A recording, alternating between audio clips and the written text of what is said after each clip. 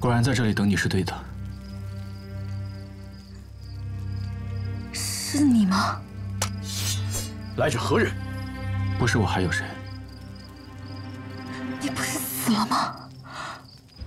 你究竟是什么人？我有亲口跟你说过我死了吗？都是你有理。行了吧？凤小剑。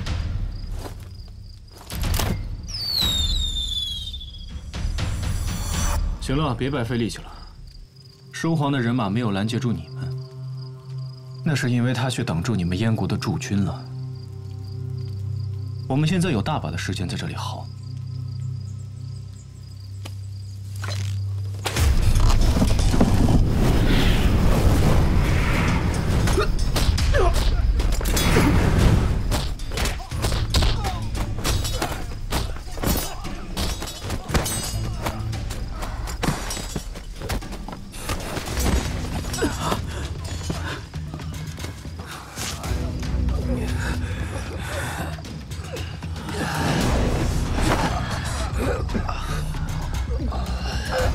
你往南边走，那边有舒家的军队。我不走，我还有很多话要问你呢。你若不走的话，便会再次成为人质。到时候楚国怎么办？舒家怎么办？大不了就是一死。我不怕死，我只想和你在一起。你若是一死，会有2国百姓都跟着你陪葬。能活还不活，偏要将2国百姓拉入这浩劫之中，这是你舒城应该做的事情吗？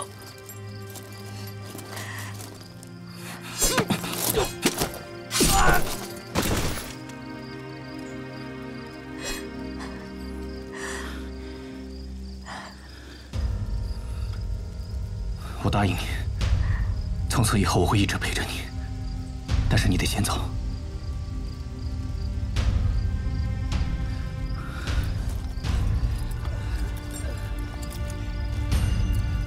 走啊！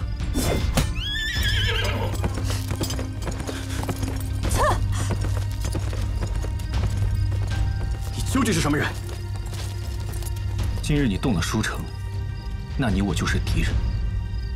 没想到大主还有你这样的人物，放我们离境，令所有人放松，却在大营里劫杀，好手段啊！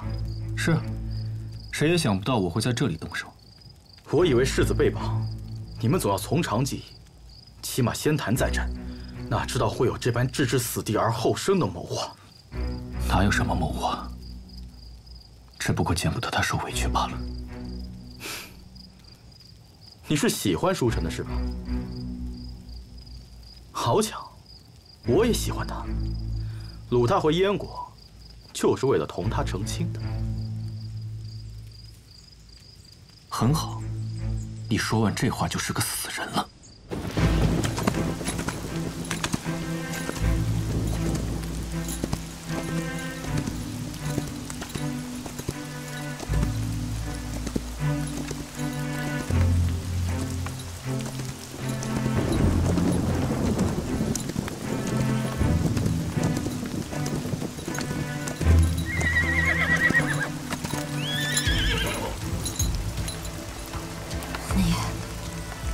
不能再失去你了。走，走。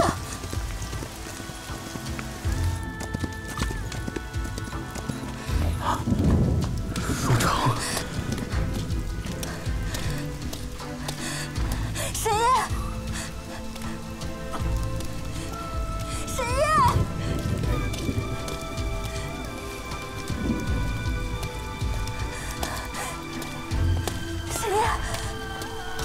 沈烨，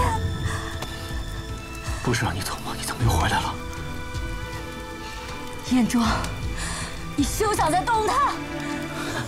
世子，我说过要与你成亲的。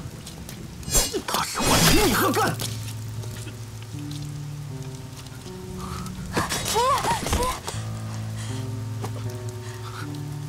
沈烨，沈烨，醒一醒！ 沈烨，你醒一醒！沈烨，沈烨，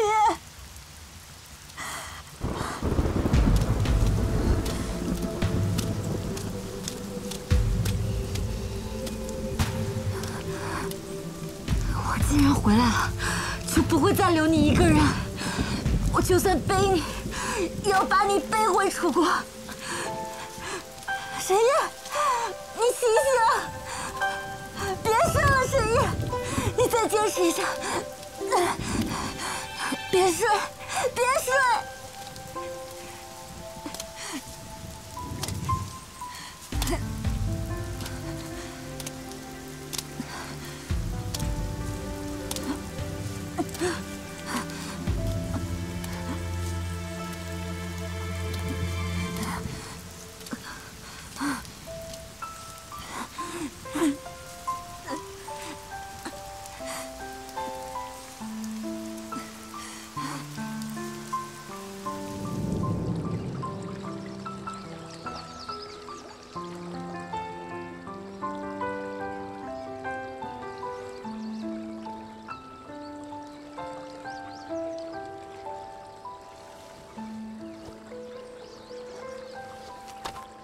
沈烨，沈烨，沈烨，你醒醒！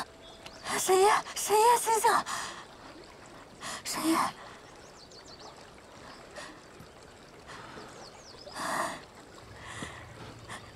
世子大人何必受这些苦呢？我们走了1个晚上，醒来还是这个鬼地方。不过你别怕，我一定能带你活着回去的啊！放下我吧，否则我们2个都得死。放下我，往南走，到了大楚你就安全了。我不要，我既然选择救你，我就不会一个人活着回去。我选择不了和谁缔结婚约，但是我可以选择现在要救你。我不会让自己后悔的。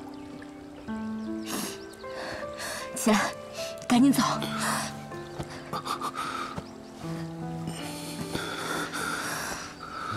沈烨，别睡！沈烨，你别睡，别睡！沈烨，你醒醒，醒醒！沈烨，醒醒！沈烨，你混蛋！你知不知道这段日子我有多担心你？沈烨，你活着，你为什么不回来找我？回答我！别睡！回答我！沈烨，别睡！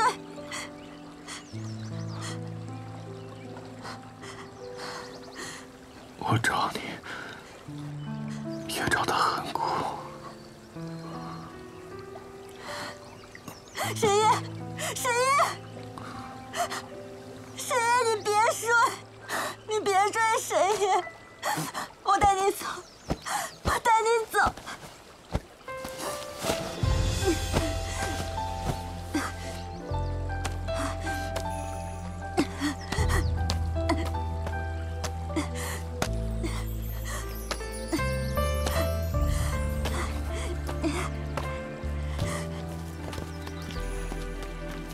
你再坚持一下。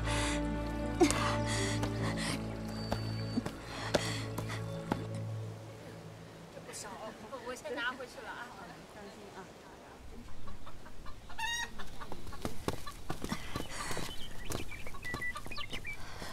大夫，大夫，什么人呢？救命啊！有人吗？大夫，大夫。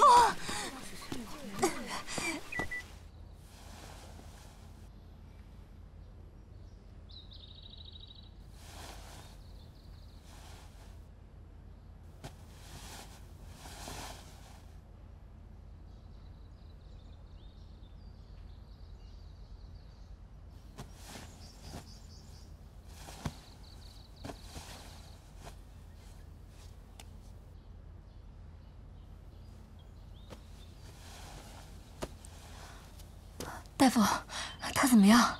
这位公子的伤虽然严重，原本不至于危及性命，但他体内先前就受了极重的伤，本该好好调养，可他还没有痊愈，就又长途跋涉，令旧伤加重。他身上的伤是新添的吧？真不知什么重要的事情让他这般不顾及性命。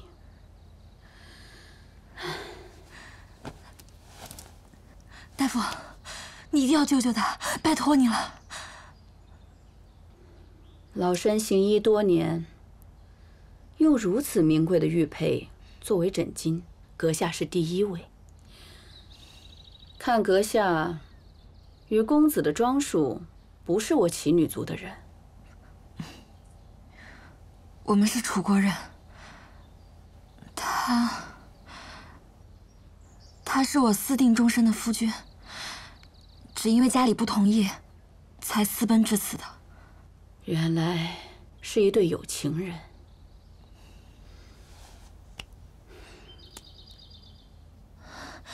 大夫，大夫，他能不能醒来，还得靠他自己。如果醒来了，你再付枕巾也不迟。如果醒不过来，你还要用钱给他办后事。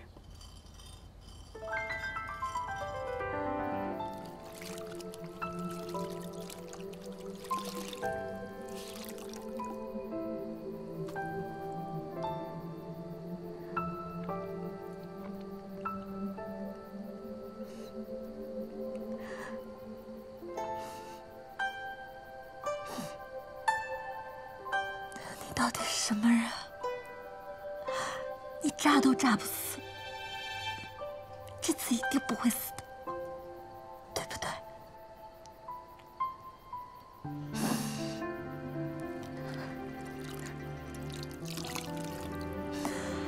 你好不容易才回来了，这次你千万不能有事，别再离开我了。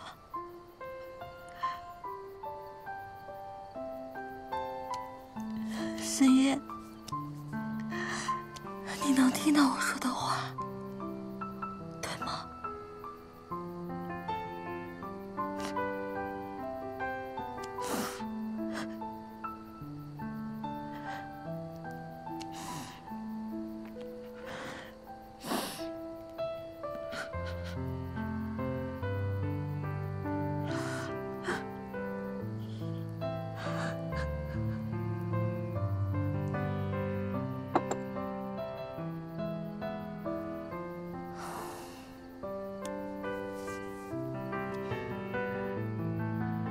深夜，你什么时候才能醒啊？我说了，我要带你回大楚，你也不会弃我而去的，对吗？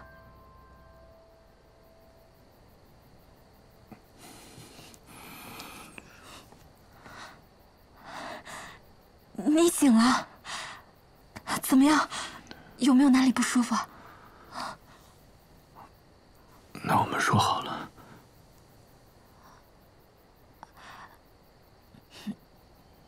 你都听见了。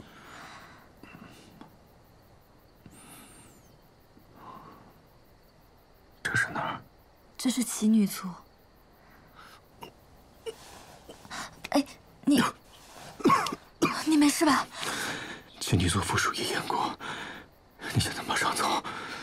大夫说了，你要好好休息，再经不起折腾了。到时候他们得知你的身份，你想走都难。你把我放这儿，你赶紧走。只要你醒了就好。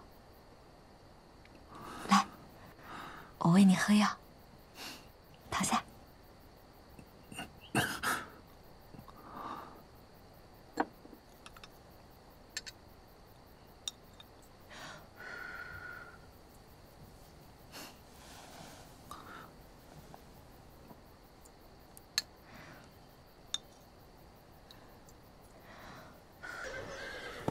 你娘会安排剩下的所有事情，没人会说你闲话，就怕三人为虎。姨母应该有所应对了吧？趁着寻你未受节制的机会，拿下了3座城池，这回怎么只赚不亏？还不够，我们还得防着皇上在朝中颠倒黑白。请姨母速派800里急报回京，令兵士沿途高呼“我军大捷，击退燕军，开疆拓土”。好，传令下去。是。1队人马不行，至少3队。第1队出发之后，第2队隔3日，第3队再隔3日，依次出发，全部要沿途高呼。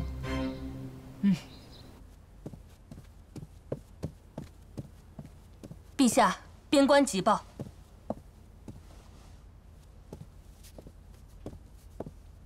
念，是。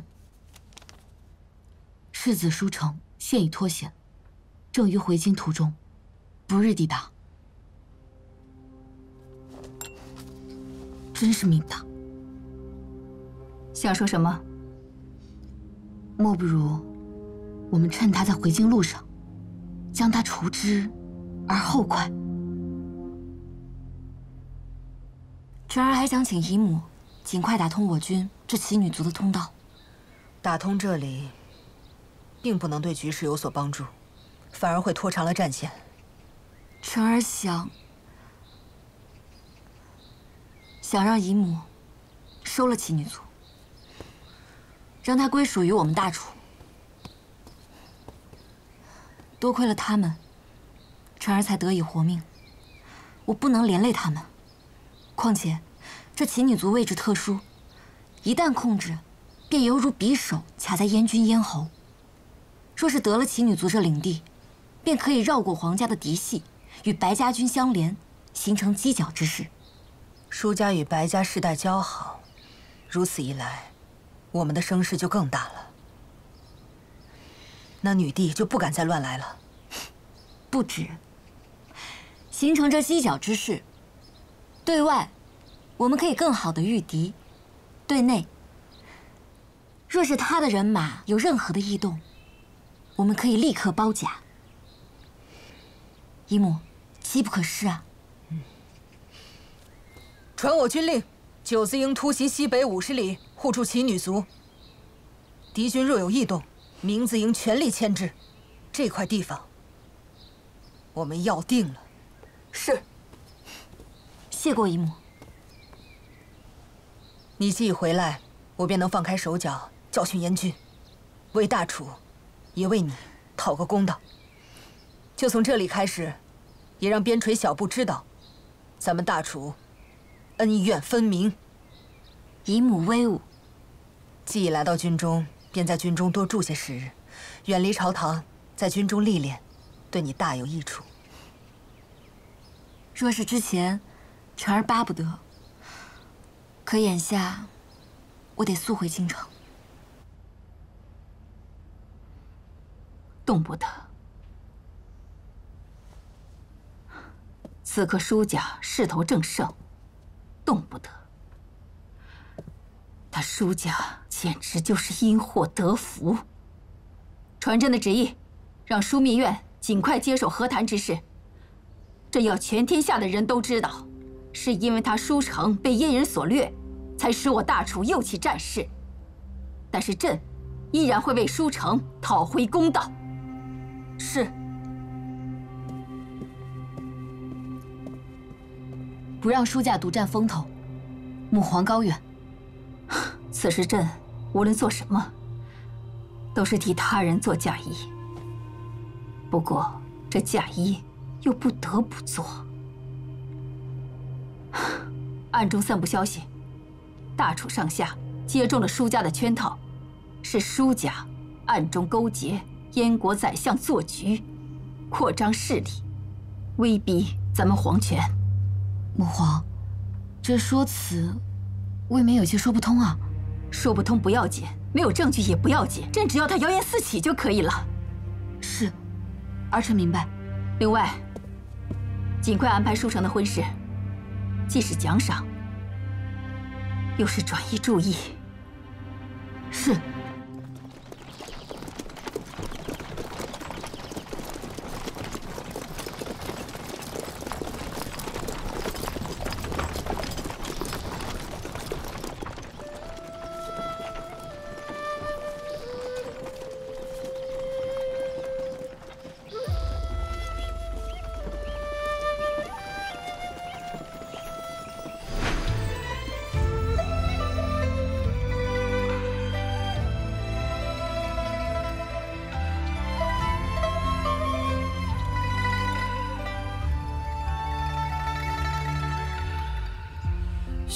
有所想，思绪越惆怅。若因秋霜，蝴蝶未成双。昨夜阴凉，今夜思念。它是由琴女族的圣花编制而成。相传，得到它的人和他的爱人会得到花神的祝福。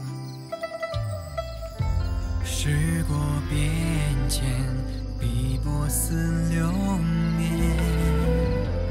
两人并肩，钟情。你带来我的花环，你就是我的妻主。你说过要带我回大楚。你现在可以选择跟他们离去，也可以选择跟我远走，不问世事，逍遥快活。我身为舒家的世子，不可任意妄为，只能辜负你了。如今你也安全了，我终究得回去继续我的使命，履行那道赐婚的旨意。我出生便享受世子的尊贵，便有相应的责任要承担。但沈夜，我好舍不得你。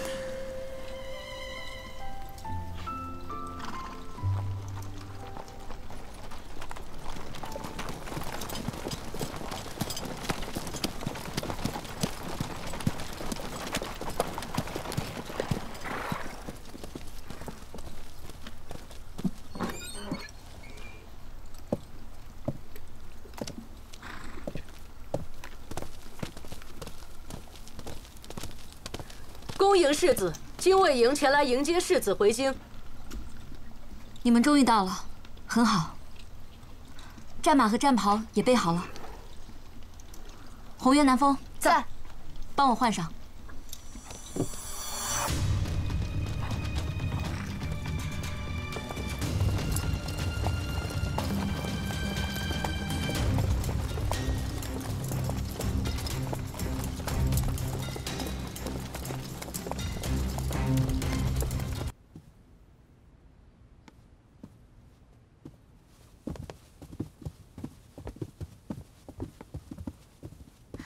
孩儿拜见母亲大人。回来就好。看来也没什么大碍，娘就放心了。此番让母亲大人担心，还请您宽恕。这件事情没那么简单。皇帝从一开始就大肆宣扬舒家世子被掳走，连累了整个大楚，大损我们舒家的名誉。还好你反应快，连日分次派人传话，令沿途百姓得知边境大捷，舒皇也算争气。如今战功坐实，我们与白家的联系也更紧密了。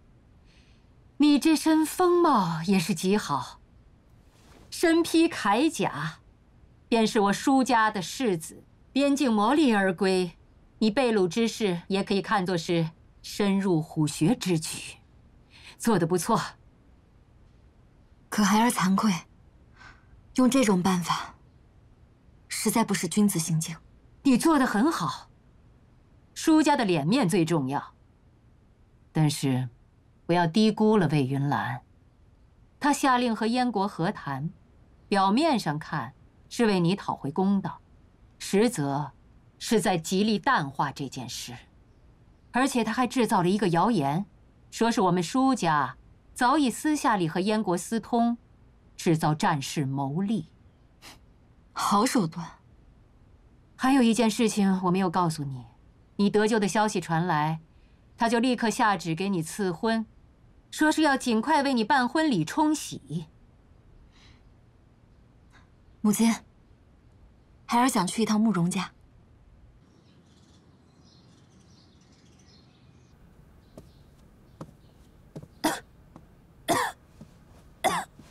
秋儿，给我拿杯水。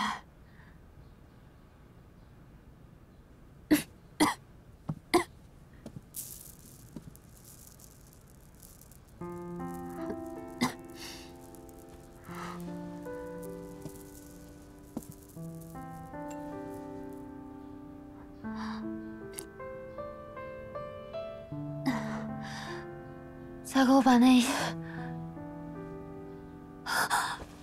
怎么是你啊？见过三小姐。你大可以光明正大的来寻我。光明正大？嗯。你觉得慕容家的人会让别人看你吗？你现在自己什么处境，心里不清楚吗？你还看着？你转过去啊！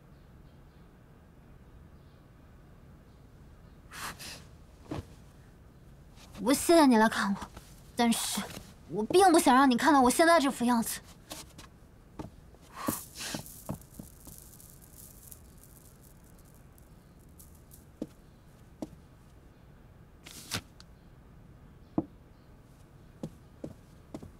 沈从，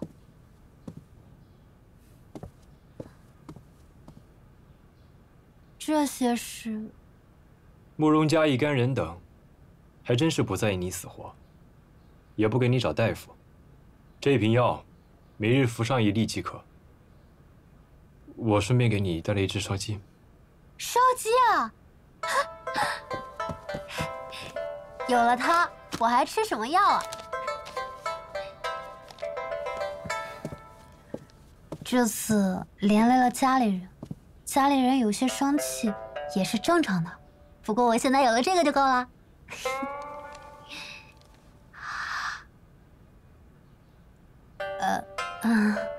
就当我计划先服了。听说三姐姐私招男人入府，我倒要来看看是个什么货色。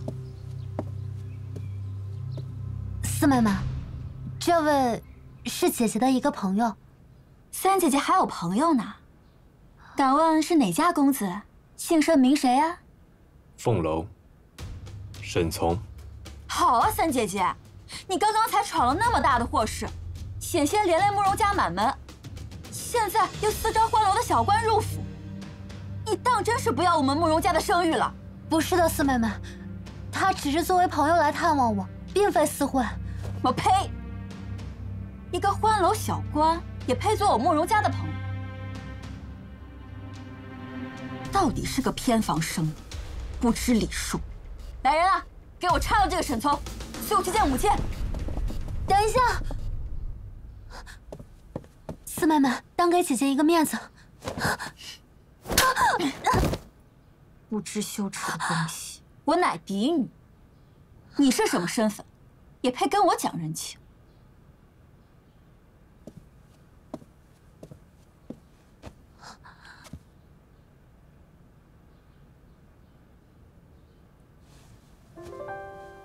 无耻！你们当真无耻！来人啊，给我绑啊！是。四妹妹，反了！你敢在我慕容家动粗？替他还你，这算小惩。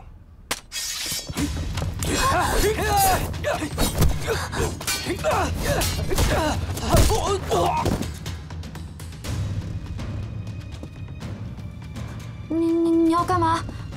你要干嘛？放开我！放开我！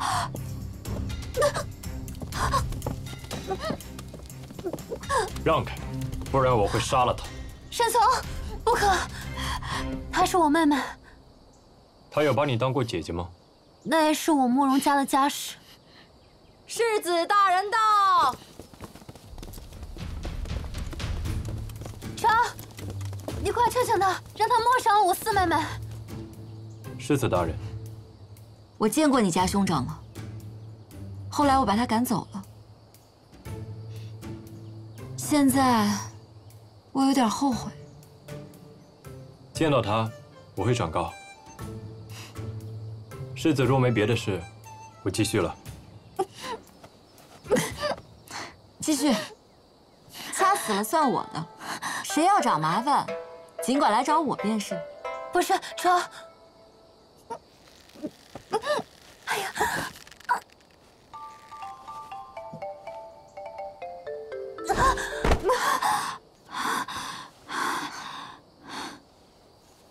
来。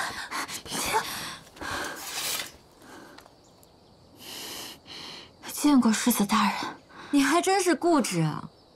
上次挨了打，这次还不乖一点？回世子大人的话，这次是他私招男人入府，败坏家风的。愚蠢！本世子要护着的人，就是无论有理没理、是对是错，我都要护着。这件事是没有道理可讲的。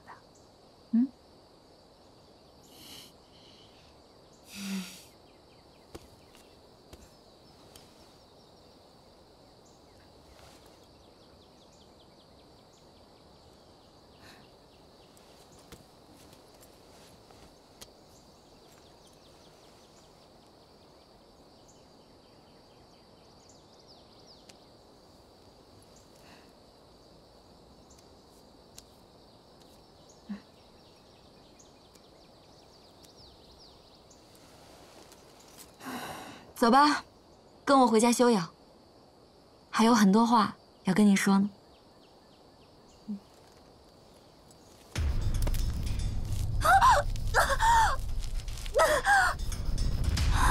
以后别把手放在本世子脚下，碍事。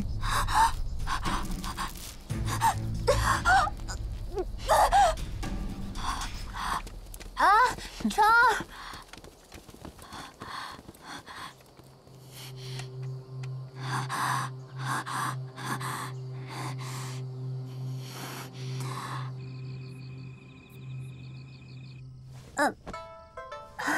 这不合适吧？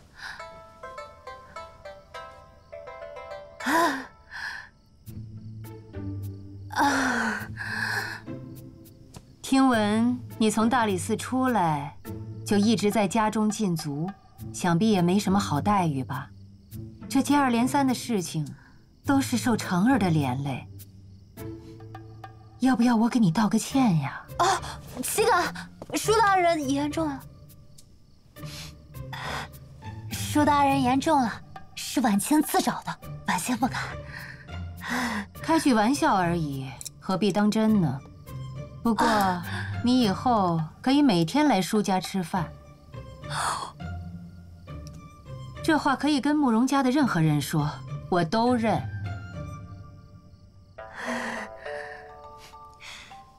母亲大人的意思是，慕容婉清与咱们舒家人一般无二了。成儿，反正不是外人，吃饭吧。那我先不客气了。太医阁的医手说，苏荣清撑不了多久了，这是秘密，不要外传。一面为你老师惋惜，一面又觉得此事挺好，这份心态也是秘密，传出去是要出事的。难道母亲大人也希望他死？不然呢？我与你老师亲近，皇上与你老师也亲近。皇上赐下这门婚事，无非就是想用苏家来制约和削弱我们舒家。我舒柔从来没有觊觎过皇位，但是也绝不允许谁来制约我们。不过现在好了，苏荣清即便是撑到了过门，也撑不了太久。可若是那个苏荣清一直吊着那口气，吊个10年8载，可怎么办？如果他这么坚持的话，那我就送他一程。说他是病死的，想必天下人都信吧。所以这苏荣清进了咱们舒家，就等于进了鬼门关呀。可他毕竟是我老师的独子，所以呀，这是个秘密，除了咱们母女俩，谁知道？谁都得死呀！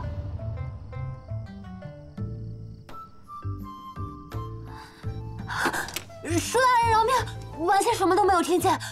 舒大人饶命！哎呀，忘记他还在这儿。吃饭吧。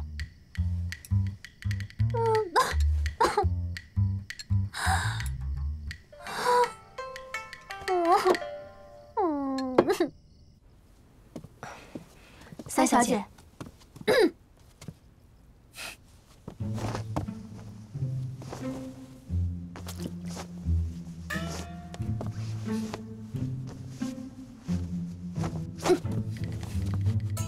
你要自尽？是啊，之前不管是在皇上那儿，还是在家里，不管什么事情有牵连，至少有你给我当后盾。现在听了你跟舒大人的秘密，而且都是不该听的，我连后盾都没有了。或者实在是太累，还是死了比较轻松。我这会儿正在沐浴，你要死，能不能晚点再死？不行，我就要死给你看，让你以后一沐浴的时候，你就想起我。你沐浴的时候，我的鬼魂就出来给你搓背。那你快点死吧，我现在正好想搓背。来，舒城，你好狠的心啊！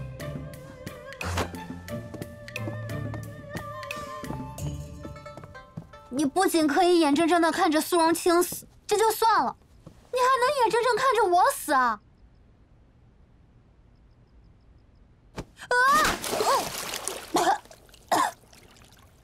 怎么原来没发觉？你身姿竟然如此好，怪不得沈从对你青睐啊！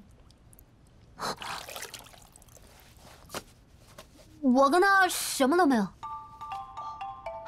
那等你跟他有了什么的时候，记得知会我一声啊！不，我们一会儿去趟苏府，有些事情得尽早做，私下里处理。我母亲没开玩笑，她真的在计划弄死苏荣清，我就去找她一趟，让她自己退婚。这么晚去啊？着火了！快救火呀！快救火！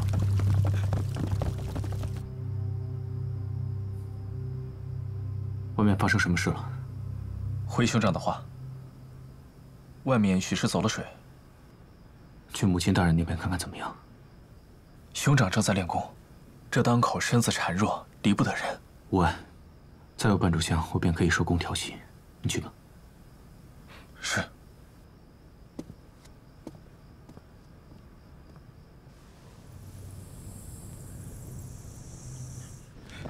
快点，跟上！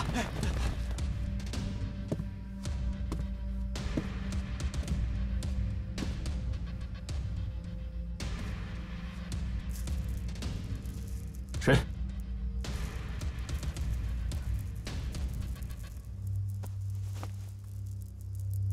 舒城，拜见苏公子。深夜来访，请恕在下唐突。此番打扰是为了你我的婚事而来，还请公子宽宏配合，解除婚约。此乃舒城欺信于公子，向公子告罪。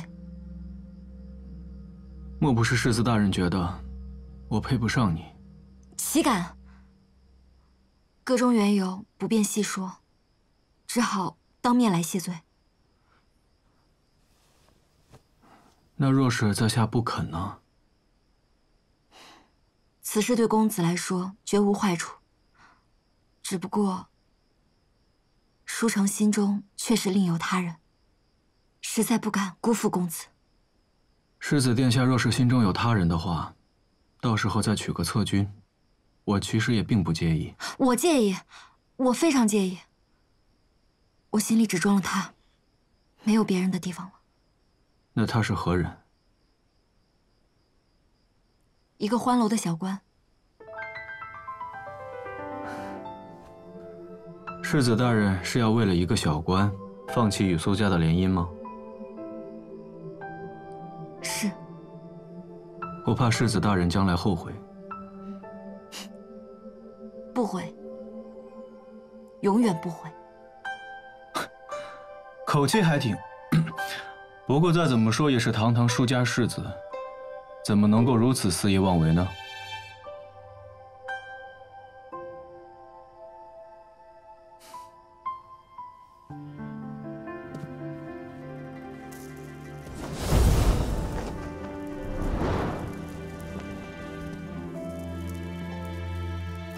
你是谁？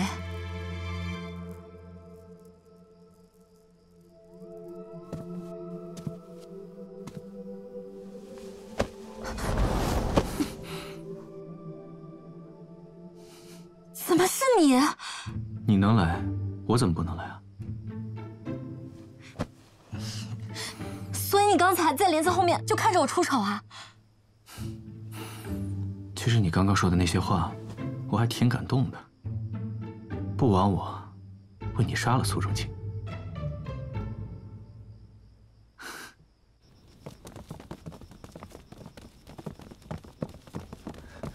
怎么样？去公子那儿看看。你杀了苏荣清，不行吗？我来就是为了劝说他解除婚约即可，你何必要杀人呢？哟，你这还心疼人家了？他是我老师的孩子，他没有做错什么。我刚才说的话你都没有听到吗？我和他之间有什么心疼不心疼的呀？刚刚外头那火是你放的吧？咱们一个来杀人，一个来放火，倒是挺般配的。我放火的时候可说了不要伤到人。咱们今天晚上注定要做一对杀人放火的雌雄大盗。他毕竟是我老师的独子，你怎么能如此鲁莽呢？算了，你先走吧。事情已经闹得太大了，我不知道怎么保护你。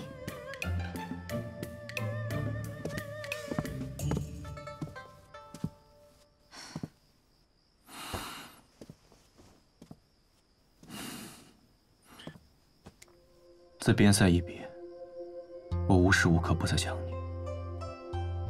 我们以后永远不分开了，我向你保证。可此次匆匆一面，你就舍得我走吗？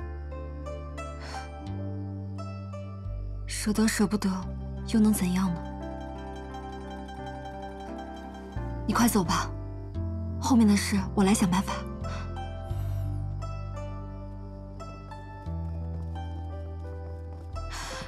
来人，听着，苏荣清的事是我舒城做的，与他人无关。这就是你所谓的想办法？见过世子。世子大人，我等是奉苏大人之命前来保护公子的。我不是说了吗？苏荣清的事情是我做的，与他无关。公子，兄长，你们先下去吧，我有话要单独对世子殿下说。是。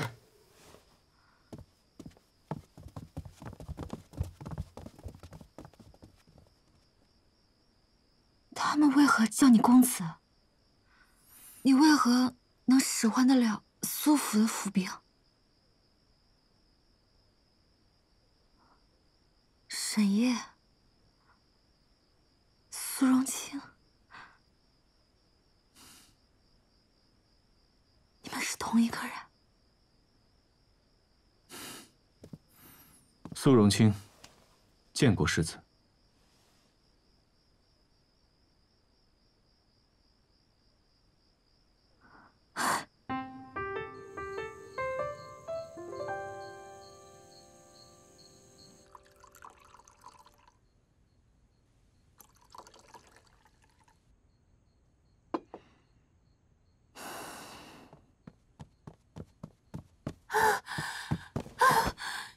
你溜的倒是挺快，我差点被人逮住了。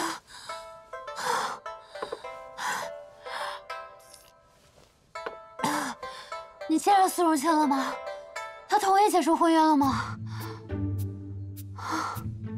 我刚刚在苏府看到有个人在指挥救火，那个人长得有点像沈烨的人，好像叫做碧宇，还是什么之类的。但是我后来想，唉，不可能的。除非苏荣清就是沈烨。那不可能。为什么不可能？那他就是一个离奇的不能再离奇的男子了。是啊，他还真是个离奇的男子。你没跟我开玩笑吧？沈烨真是苏荣清？嗯，是好事还是坏事？你打算怎么办？我好累了，想早点休息了。啊，你这算不算一举两得、两全其美啊？你也早点休息吧。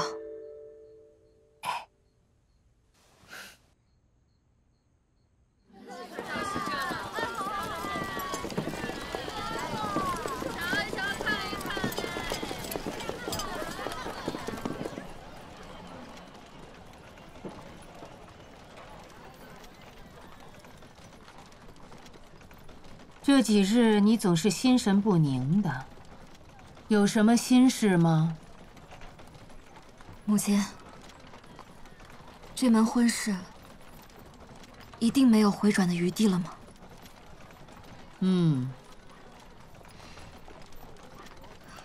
那苏荣清一定得死。那是以后的事情了。今日进宫，你只管领旨谢恩，旁的不要管。敢问母亲，上次边塞的事情之后，咱们舒家的势力是否更强盛了呢？女帝那边又是否对我们更加忌惮？你问这个做什么？孩儿就是想知道，如果我抗旨，后果会怎么样？你这胆子可真是越来越大了呀！我就是随便问问，母亲不说也无妨。我知道你在想什么，你最好把你那些宽厚仁慈收回去。女帝是不会容忍你抗旨的，因为苏荣清就是她安排在咱们舒家的眼线。你对他的任何同情，将来都会变成一把利剑，插在舒家的身上。别忘了你自己是谁。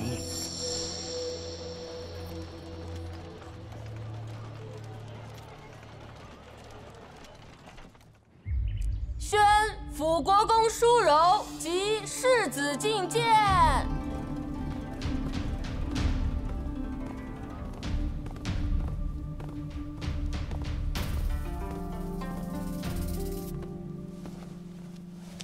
参见陛下。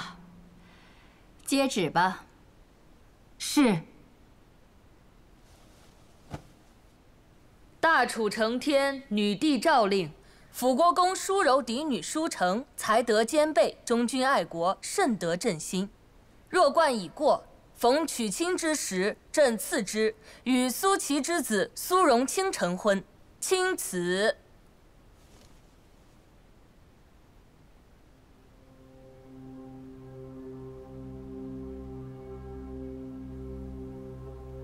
谢陛下。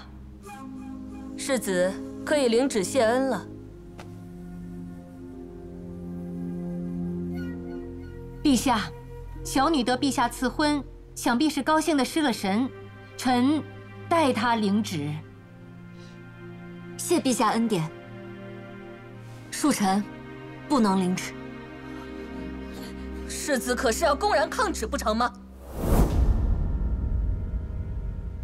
舒成，朕再给你一次机会，收回你刚才的话。臣不能。成儿，刑部礼部，臣在。舒成，该当何罪呀？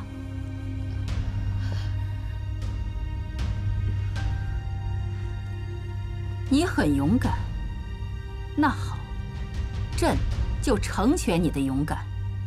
你这抗旨之罪是逃不了了。来人呐，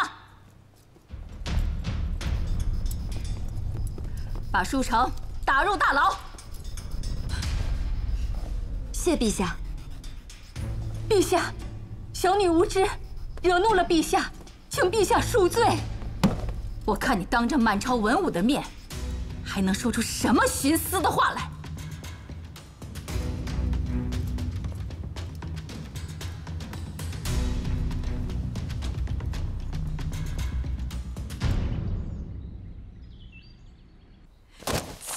里。他们舒家真以为他们势大镇主了吗？公然抗旨，胆大包天，他们就不怕朕斩了他们满门吗？母皇息怒，母皇息怒！哼，息怒息怒，就知道让朕息怒，朕要你有何用？既然事已至此，我们不如趁此机会。难道你要朕拿性命和大楚的江山去赌吗？儿臣不敢，儿臣一心为母皇分忧。儿臣只是眼见最近舒家行事越来越嚣张，气不过，而且舒城那个混账东西，竟然敢擅自揣测母皇的意图，还在百姓间颠倒黑白，明明是个俘虏，还被百姓宣传成了英雄。此事若无法加以利用，不妨怀柔。有什么办法说？母皇，儿臣与舒城有同窗之谊，愿前往劝他，让他领旨，再请个罪，莫要辜负了母皇的良苦用心。当然，教训是要给一点的。也好，你去告诉舒家，这大楚，还有他们舒家，都是朕一个人的。记住，别把事情做得太僵，让大家都有台阶可下。你去告诉舒城，朕念他年幼，不与他计较。儿臣明白，儿臣会让他写下认罪折子，再布告天下。去吧。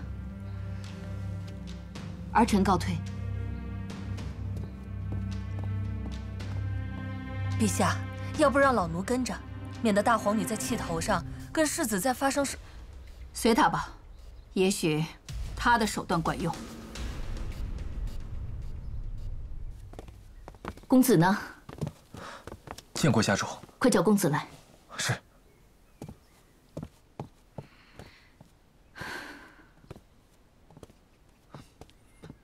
母亲大人，你找孩儿。舒城抗旨了。真没想到他会介意到这般地步。这孩子表面上轻了，骨子里可是倔强的很。他明知道皇帝在恼他，他还要触人家眉头，这不是倔强，这是有点蠢。看样子他是真的生你的气了，让他慢慢想通吧。眼下舒家势力正旺，皇上不会对舒家动真格的，想必他也是吃准了这一点，也算是粗中有细。按照他这性子，这以后我还不得日日向他赔罪？内官传出话来，已经派大皇女去训诫了，他只需上个请罪的折子，给陛下一个台阶下，剩下的事我们慢慢筹划。大皇女魏心？不好。说已经让大皇女去训诫了。大皇女魏心？不好，还请麻烦母亲进宫一趟。按照大皇女的性格，她有可能真的会杀了舒城。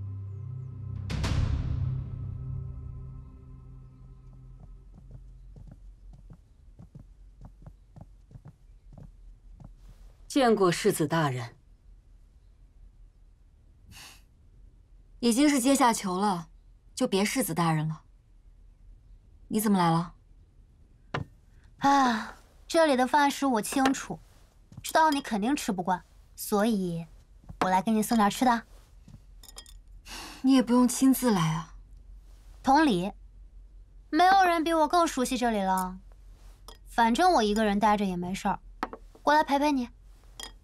不过，你也是挺厉害的，再怎么生气也不能朝堂之上公然抗旨啊。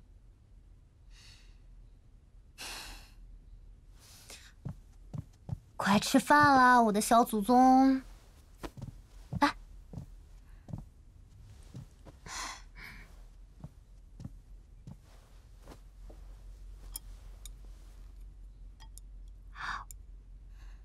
其实我并没有生气。我懂了，你是为了保护他，对吧？若我母亲说要弄死他，那他就一定有办法。而我的办法，就是不让他进舒家的门。情意可见了。就算是这样，你也不能公然挑战皇上的威严啊。这点底气我还是有的。他不会为难我，至少不会伤害我。也许他现在正在想个法子，如何编织个借口放我离开，让他自己也体面一点。难道本宫的母皇就这么被你们轻视？见过大皇女殿下，千岁千岁千千岁。书成，母皇派本宫同你商量一下你与苏荣清的婚事。臣要说的，已经在朝堂之上都说清楚了。机会，我已经给过你了。大皇女殿下看安！大皇女，大皇女息怒！你们可还记得谁是你们的君吗？臣不敢。你当真要对我动手吗？你是不是以为你们舒家很了不起啊？连我们天家都拿你没办法。我今天就要让你看看，什么叫君，什么叫臣。本宫问你最后一遍，你娶不娶苏荣清？我不娶。好，要的就是你这句话。来人，给我把他拖下去，先打50大板，最好把他打残废。殿下看安！殿下看安！殿下看安！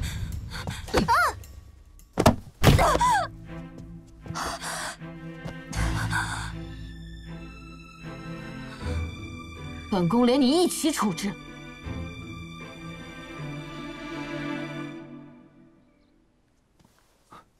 母亲大人，如何？大内官说皇上很累，谁也不见。这魏信向来记恨舒城，他是断然不会对舒城怀柔。舒城恐怕是凶多吉少。皇上难道会纵容魏信行凶？皇上是不可能明确下令让魏信那么去做，但是魏信可以先斩后奏，事后仗着自己储君的身份求得一个从轻发落，甚至他会用魏信的命去换舒城的命。我去一趟大理寺，为娘亦是魏信的老师，或许他会顾及我的面子。母亲大人，我怕此事他不会给你这个面子。舒家那边有什么动静吗？舒柔差人去兵部挂单，要去精卫营巡营。这个档口去巡营，是想带上围巾吗？陛下此时谁也不见，是想以静制动，后发制人，顺便给自己一个台阶下。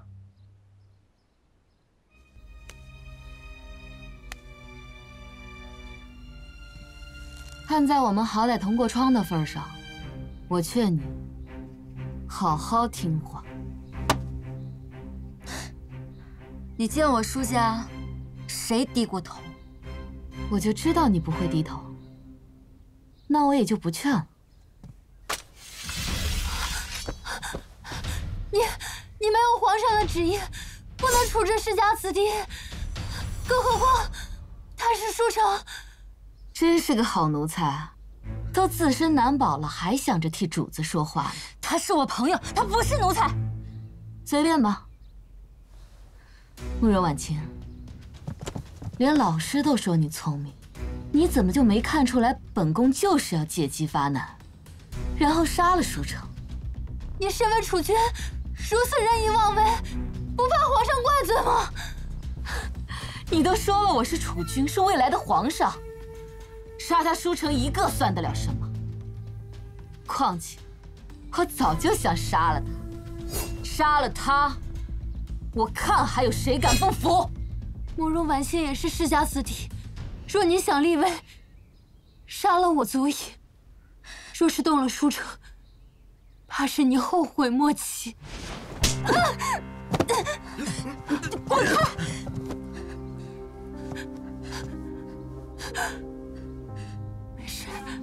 心口疼烦，做你的伴侣习惯护着你。正好，那我送你们两个一起。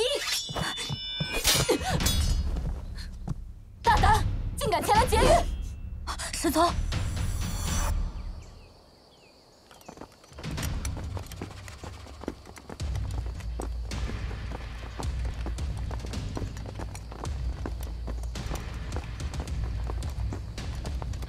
舒柔，你这是要干什么？真是没想到啊！如今他真要动我们舒家了，我自然要做一些防范。我们经历了这么多年的风风雨雨，形同手足，他怎会对你下手？这里面怕是有什么误会。跟我入宫，当着皇上的面讲清楚。笑话！当初你们把苏荣清嫁入舒家，不就是为了给他做眼线吗？此刻让我入宫，难道不是自投罗网？你怀疑我诱你入宫？来人，在。要不要跟我一同去精卫司巡营啊？舒柔，不可！你调动精卫司，这几乎等同于谋反。你们下去。是。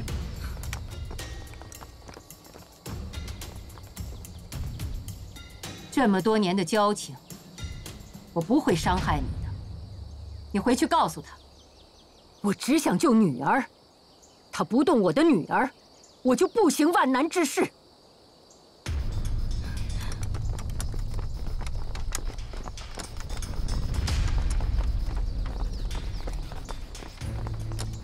快！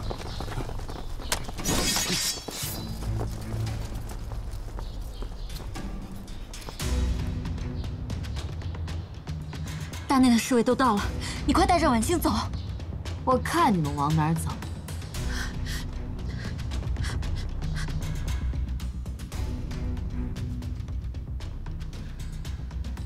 舒柔当真是这么说的？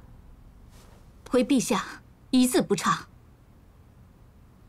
大理寺宁远求见。宣他进来。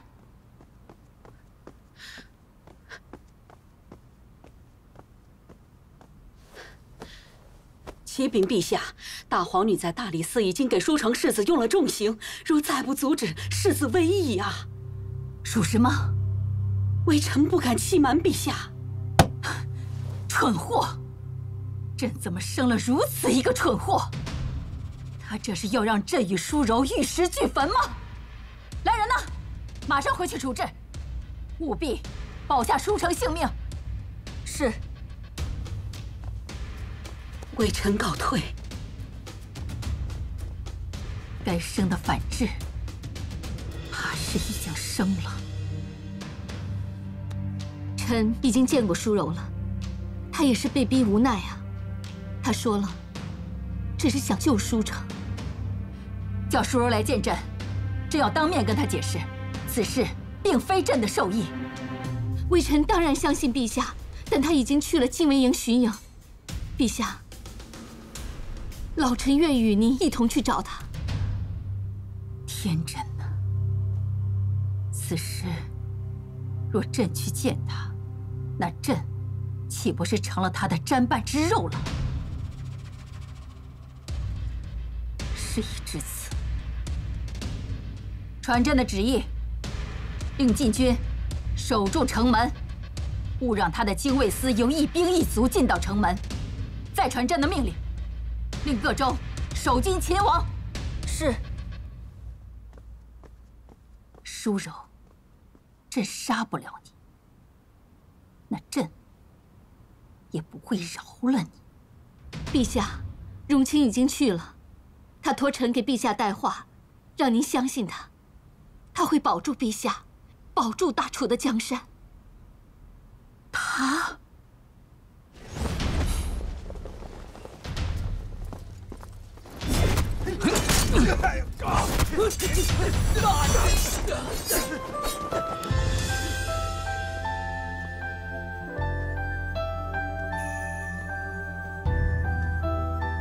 你对他的任何同情，将来都会变成一把利剑，插在舒家的身上。如果他这么坚持的话，那我就送他一程，说他是病死的，想必天下人都信吧。婚我毁了，圣旨我也抗了。我知道，跟我走吧。从此你我再无瓜葛。滚！当真？再无瓜葛，我实在做不到。但滚。碧玉，兄长，我。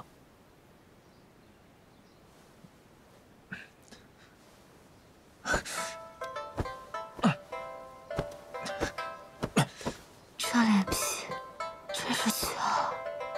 但滚，你还是可以看见的。跳梁小丑。沈烨、沈从兄弟俩，本宫知道你们，不过本宫向来怜香惜玉，把他留下，我放你们走。你这一身，是他弄的？ 沈烨，本宫说的话你听清楚了没？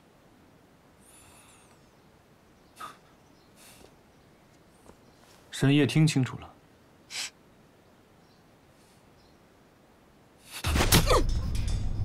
沈烨，沈烨，你给我听清楚！我今日不杀你，是因为他与你是什么东西无关。你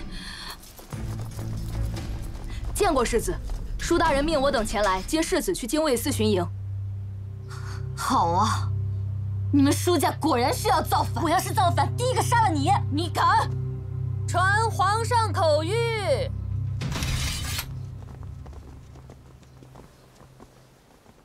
朕听闻世子舒成身体有恙，很是挂念，特令其入宫休养。世子大人，皇上听闻您受了伤，很是着急。 太医们已经在宫中待命，随时伺候。皇上是想以我为人质，让我母亲有所顾忌吧？世子说的是哪里话？皇上是真的担心您呢。再说，您现在入宫也是可以缓解当下局面的。还请内官大人转告陛下，我舒成不愿意成为人质，但我也不会去精卫司为难陛下。来人！ 送我回府。是。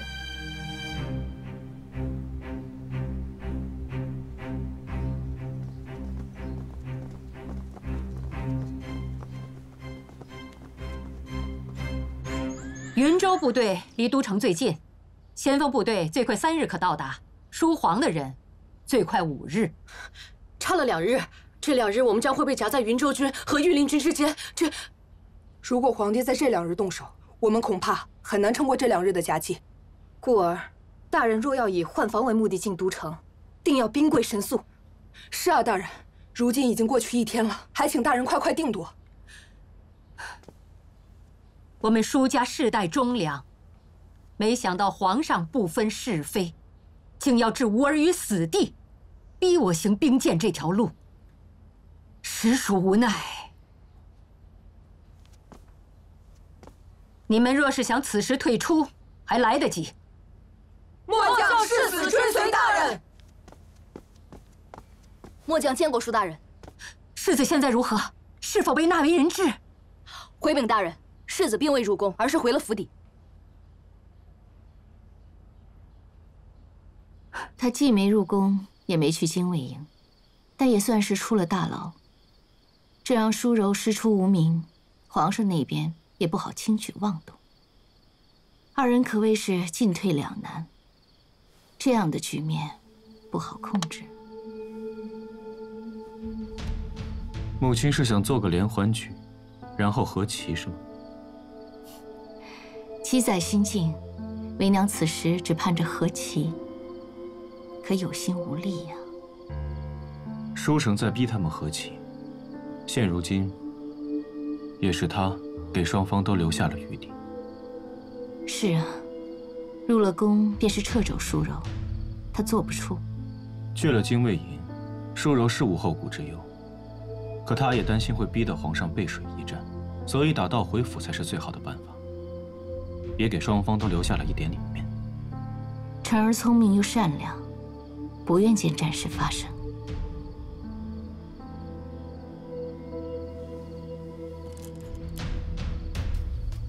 所以我觉得他就是做皇帝最好的人选。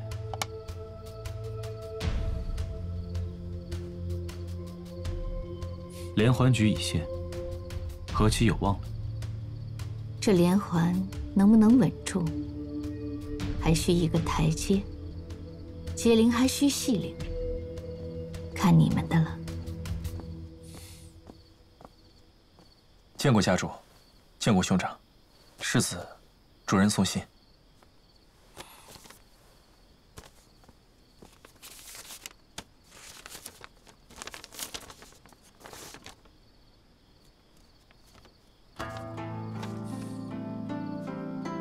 孩儿还有些事要办，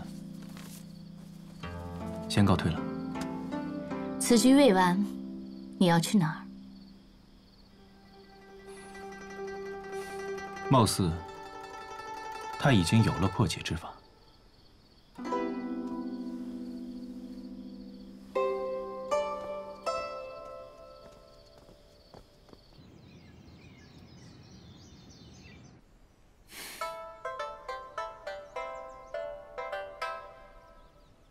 没有大碍吧？自从你要堕落，要纨绔，我就没有一天省心日子过，每天不是被这个打，就是被那个打。我是什么？马球吗？疼吗？皮肉伤倒是没什么，可是这里越来越疼了。我本来这里就不是很好，受不了什么刺激，现在每天还要为你提心吊胆的，赐婚你不要，让你入宫你不去，怎么成？抗旨就这么好玩吗？就这么让你上瘾吗？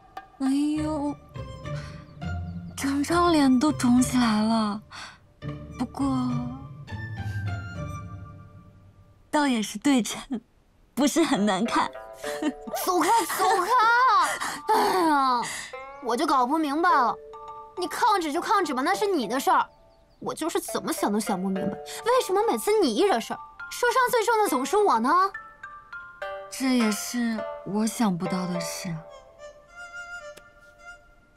成，虽然我脑子不是特别灵光，但是有些事情我还是看得清楚的。我其实不是那么委屈，但是我是真的替你着急了。我都说了，这是我想不到的事。我想不到我母亲要杀苏荣清，更想不到苏荣清就是沈烨。我以为我舒家此时势头正盛，抗旨不会闹得太大，谁知道搞成了现在这样。我觉得你想不到，只是因为很多事情你掌控不了。我不是说你没用的意思啊，但事实就是如此啊。虽然你贵为第一世子，但是很多事情你就是启禀世子，凤楼沈公子派人送来请帖，说是凤楼即将重开，请世子赏光。该死，这都什么时候了，居然还重开凤楼！我安排的，走吧，我们现在就过去。什么情况了？你还逛欢楼？我能不能不去啊？今天可能是不宜出门，要不你看看黄历。你放心，我都安排好了。这一次，我要做一些自己能掌控的事。走，成。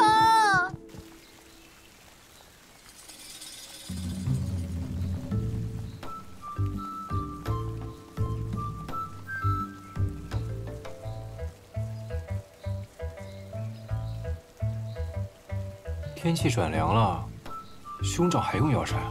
许是心里面火气大吧？依我看，兄长是紧张，很紧张。哎，世总，你说，世子让我们重开凤楼是何用意啊？他应该不是找兄长吃酒的。不知道世子是会砸还是会烧，被瞒了这么久也可以理解啊。但是，可惜了我们这2日的辛苦，好不容易才收拾好，不知道又搞成什么样。哎，我可是连街坊都打好招呼了，让他们能避就避一避吧，要不然半条街都毁了。哎，要不咱们也避一避吧，让他们自己说。然后我准备个餐，然后你呢去洗衣服，沈从去谈那位3小姐。哎呀，你又出不了事儿，有你没你差别不大。他的意思是，这种场面，他也要看看热闹的。也是啊，我连零食都准备好了，这种场合不敢白不敢。你们怎么能这样？难道要等着他看咱们兄长笑话吗？那你走开，你的位置比较好。那不行，我这个位置正对着兄长，不管他们是吵架还是打架，我看得最真切，才不给。虚伪。沈总，你呢？我这个位置挺好的。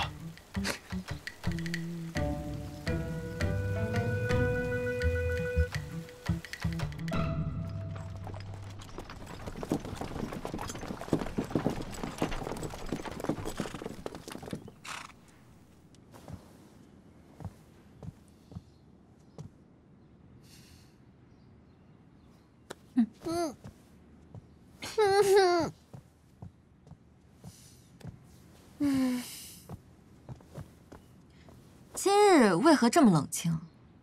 启禀世子，前后街道已经封闭，行人极少，未见可疑之人。人家猜得到你要来，所以也不想把事情闹大吧？不闹大一点，岂不是白来一趟？你又要搞什么事情啊？你在这儿等着吧。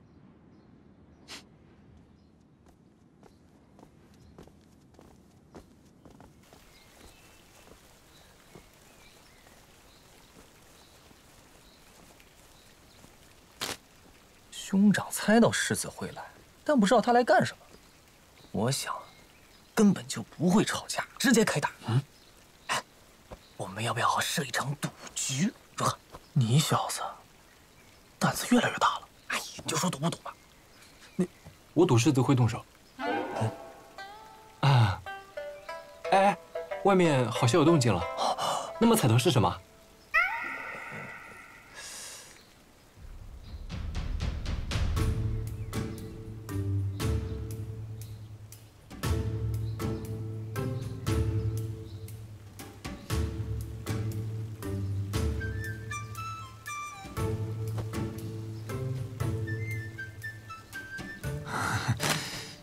参见世子殿下。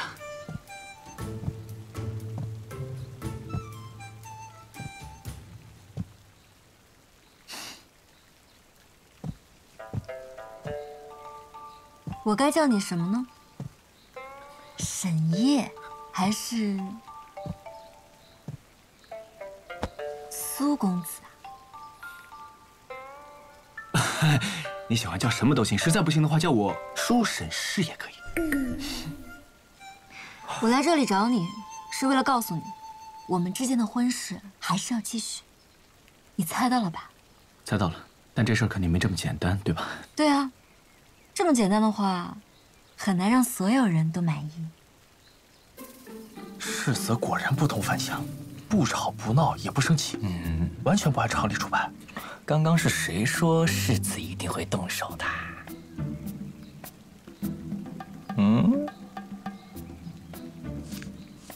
对不起，我之前一直以沈烨的身份接近你，就是想你还是能够接受沈烨，毕竟我还是沈烨。现在最重要的是，要做出让所有人都满意的场面。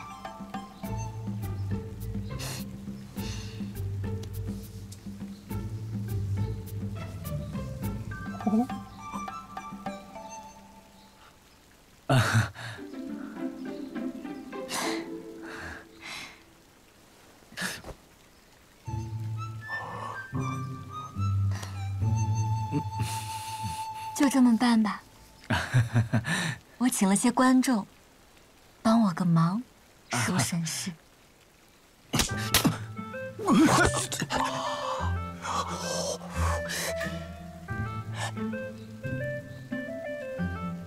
抱歉，这场戏就得这么开始。手疼啊！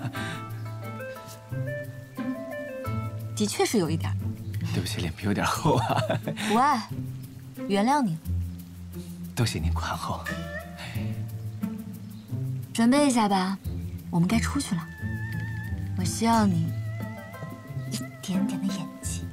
那你给我一点点的时间，我需要酝酿一下，不然太虚假了，我演不出来。你这脸皮是真的有点厚。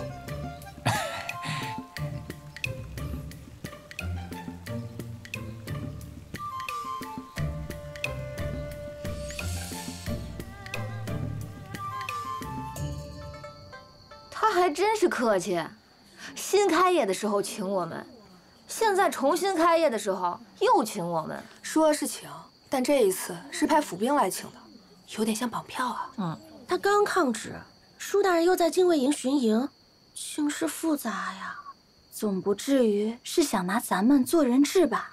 做人质？啊，成，给世子大人请安。辛苦你们了。不辛苦，不辛苦，喝个花酒有什么辛苦的？抱歉，我与风楼的沈老板有了点摩擦。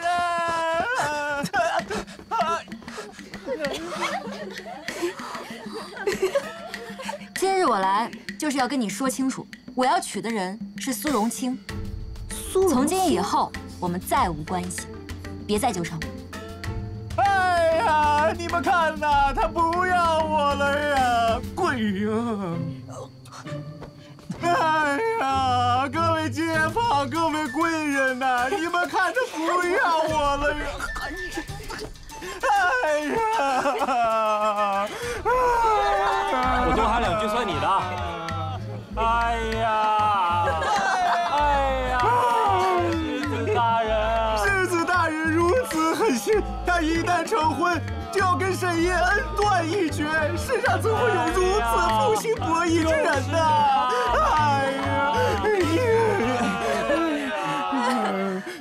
沈烨的一颗真心都献给了世子殿下，让我当麦当小事都是可以的，世子大人又何必如此绝情呢？哦，原来他是为了先做个了断才抗旨，也算是有血性。是啊，他怎么可能为选一个小官而放弃苏公子呢？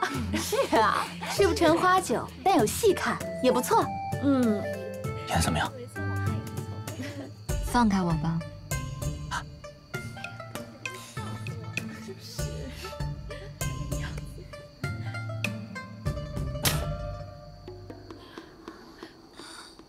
删了。这一下是认真的。即便你以苏荣清的身份嫁给我，你我也形同陌路，别再碰我。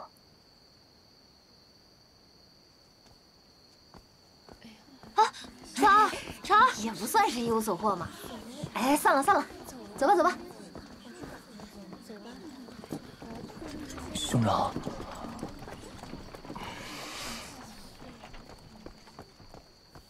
兄长，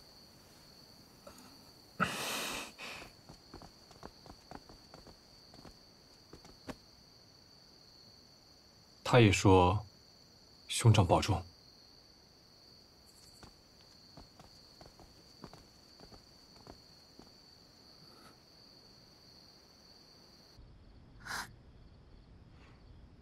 有话就说。你最后那一下，认真的？我不知道。你悔婚是为了不想让沈烨有性命之忧，但是没想到会变成这个样子，所以你就只能利用沈烨小官的身份唱出戏，对吧？如果不能回到原本的样子，那就将这件事情大事化小，变成一次胡闹。我舒城因为一个小官，一段风流韵事而悔婚，是糊涂，是不成器，但不是对皇上的大不敬。如此一来，皇上才有台阶下，我母亲也就只好收手。巡营就只是一次巡营，等他训斥了我，这事也就了结了。明日一早，这件事情就会传遍整个京城，毕竟那么多人做主。可是，沈烨呢？她要嫁过来，那我就只能恨她、厌她、远离她。让他的心越来越凉。也只有这样，我母亲才能安心，她也才能活得久一点。你这个世子，做的还真是不容易。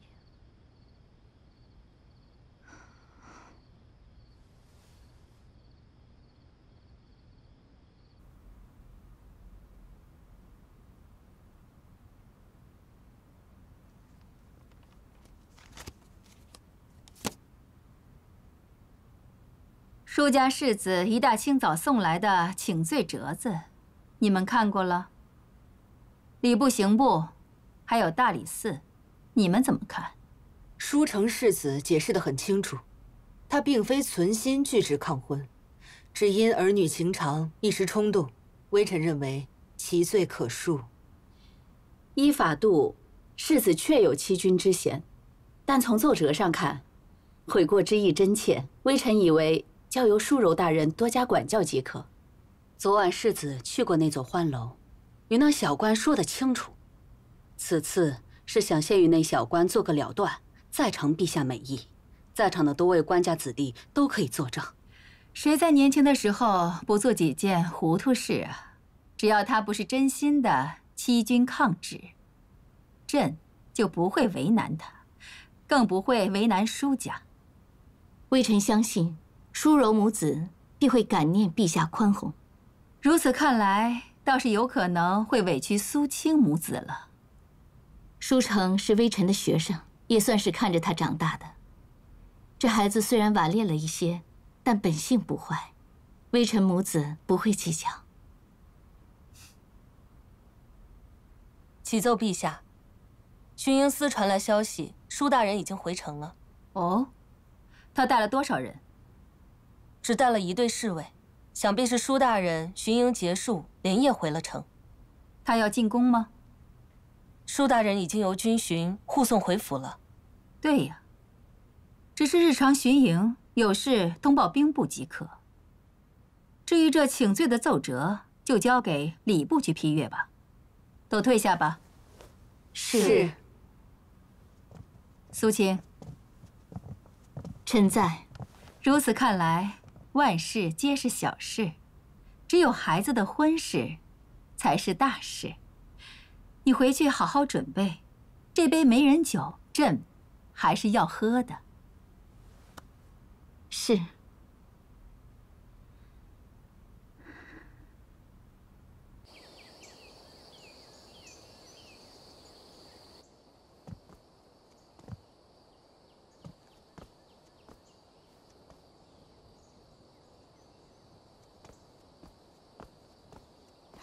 晨儿见过老师。来了就好，快随为师进来。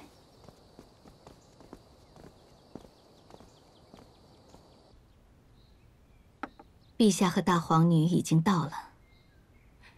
身为臣子，竟然让皇上等，容我当面向陛下谢罪。是陛下早到了。他说今天是谢媒家宴，只有同窗好友，并无君臣，尽可自在一些。你那位养在深闺的公子呢？也该让我们见见了吧？不急。此刻尚早，女子众多，吾儿不便露面，还望见谅。苏家的家教还真是严呐，成儿，你说是吧？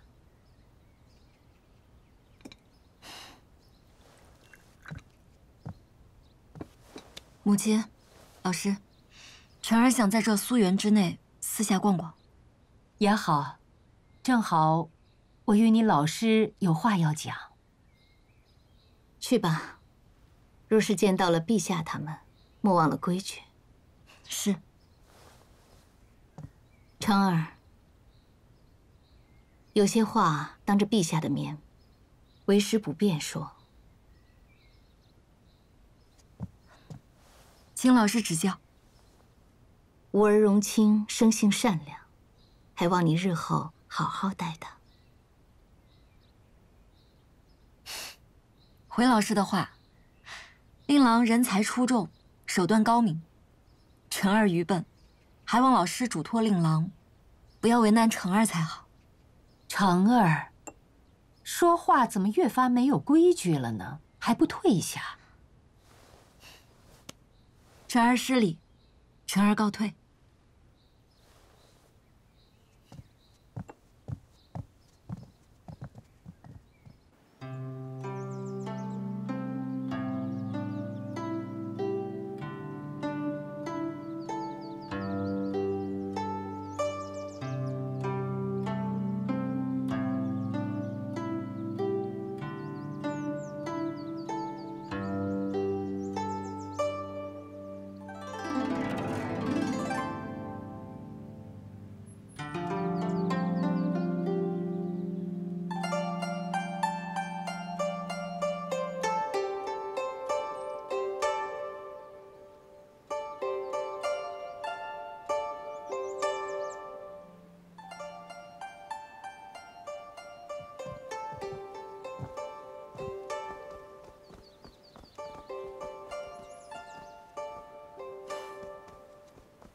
见过大殿下。见过大殿下。陛下正在听琴，任何人不得打扰。是苏荣清在为陛下抚琴。他不是说女子众多，不便露面吗？你这个未婚夫不简单啊！等等。大殿下还有什么要吩咐的？我有几句话想和你说。跟我？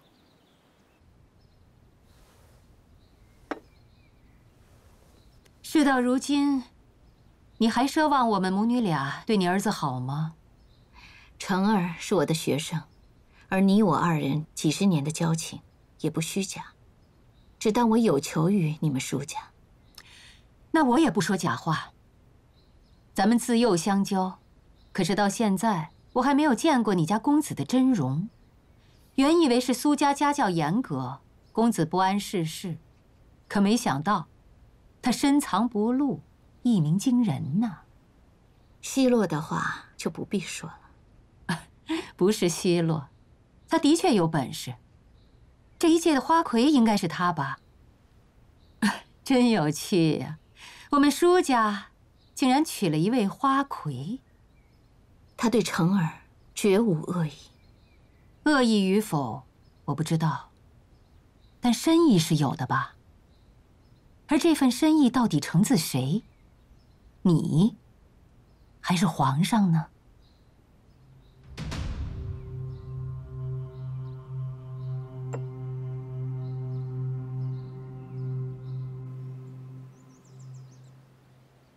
本来我想要母皇治沈烨的罪，让他训斥了一顿。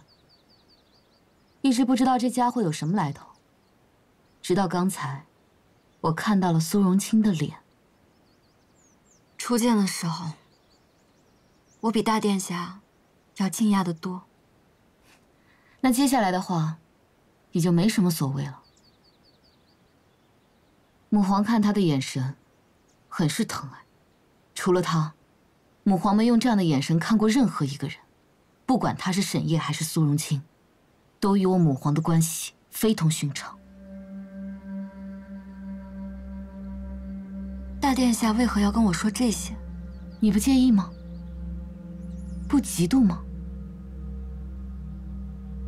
本宫嫉妒。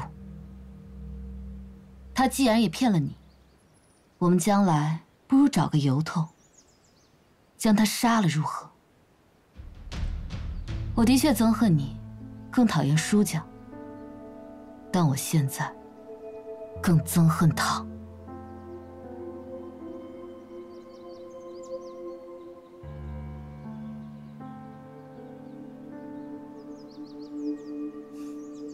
你的棋艺精进了不少，也有你父亲当年的影子了。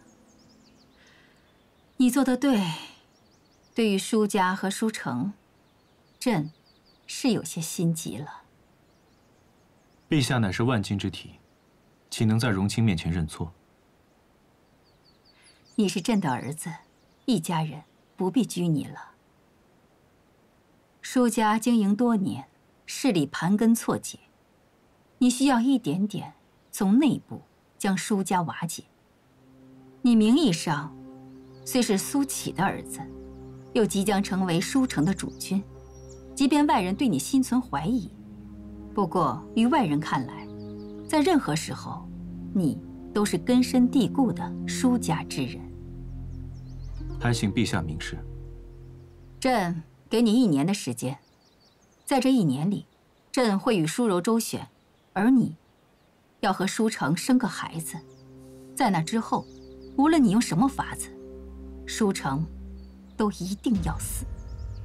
到时，你的孩子就会成为舒家唯一的继承人。我会除掉舒柔，而你就会成为实际控制舒家的人。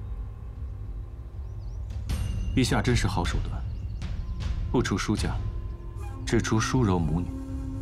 有了你，朕面对的就不再是整个舒家的势力，于天下，于朝堂，朕都能应付得了。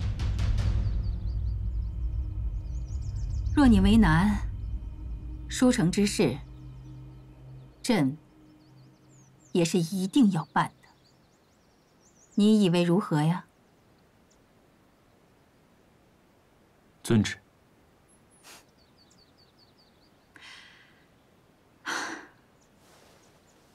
好了，也该去见见他们了。陛下先请。朕与你一同去。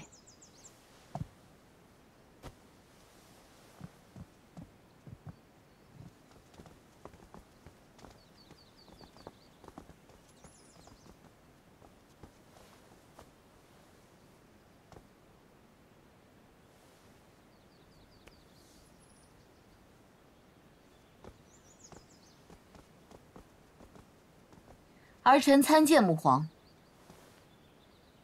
微臣参见陛下。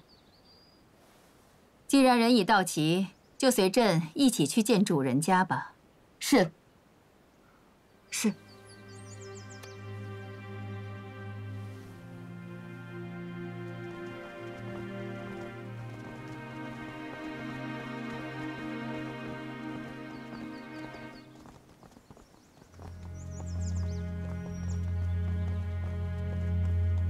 此时，有嫉妒的感觉了吗？你这么聪明，难道看不出他与我母皇之间的关系吗？他的事与我无关。我不聪明，我笨得很。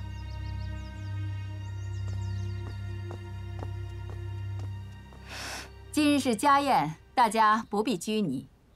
苏青、舒青，你们2人自小与朕相伴，如今你们2家又结成姻缘，朕甚是高兴，贺你们！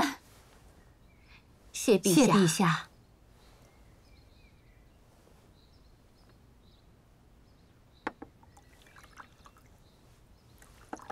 成儿，微臣在。礼部下的礼单是按皇子的规仪。陛下不可，这是僭越，请陛下收回恩宠。朕意已决，都不用劝了。成儿，朕望你成家之后能与荣清好生过日子。荣清，小人在。允你一个心愿，朕定尽力帮你达成。多谢陛下。可小人的心愿刚刚已与陛下说过，小人只想与世子殿下好生过日子。好啊，孩子们心意相通，正如咱们君臣同心。朕心甚慰，这就吩咐礼部赶紧安排，让他们2人早日成婚。谢陛下。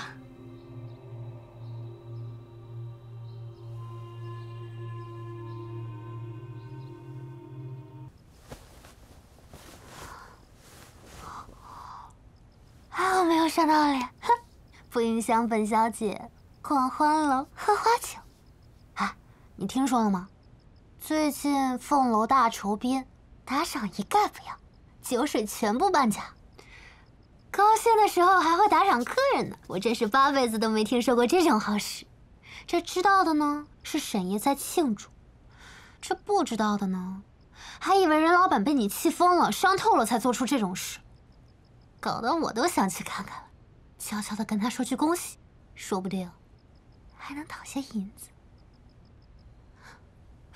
不对啊，你们2个是我介绍认识的，应该给我包个大红包。不是，明天我要回去好好准备一下，等你成婚之时，给你准备一份厚礼，让我好好搜罗搜罗，给你找些不寻常的。脏东西。什么脏啊？那你喊人去打扫一下。人脏了。不脏啊。要么你洗澡的时候让红渊再多加一点澡豆。洗不干净。这么脏吗？也没有那么脏。沈夜啊，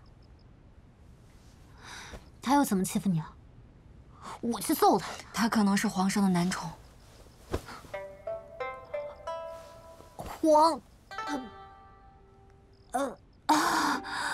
那皇帝对你还真是好啊，男宠都跟你分享。真的假的？看样子，似乎是真的。我没收成啊，还没成婚呢，就戴了顶绿帽子。婵儿，这我是不是说错什么了？婵儿。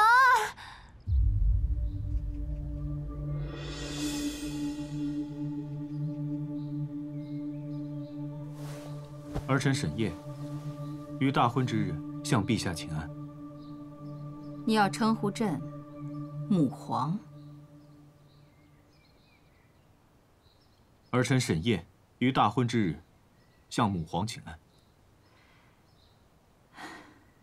你父亲若是看到你今天这般光景，他该有多开心？儿臣向母皇敬茶，聆听母皇教诲。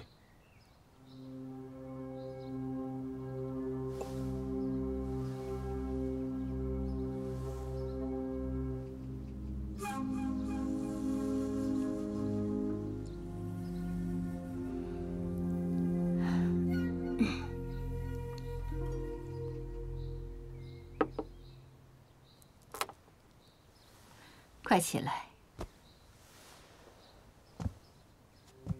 若是寻常人家，此刻定会叮嘱你，与妻主相亲相爱，事事先为他考虑。不过这些话朕不能说，这些事你也不能做。母儿长大了，凡事要替朕分忧。记住，他们母女2人是朕的敌人，也就是你的敌人。你要利用舒城，掌控住舒家。等时机成熟，你与朕里应外合，将他们一并处置，不留后患。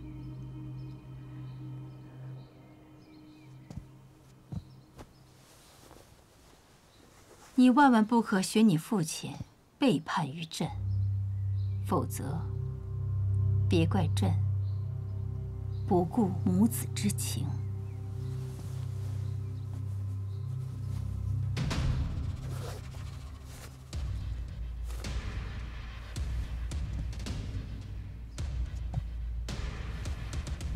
沈夜明白，沈夜永远都会听陛下的。那就好，朕相信你不会让朕失望的。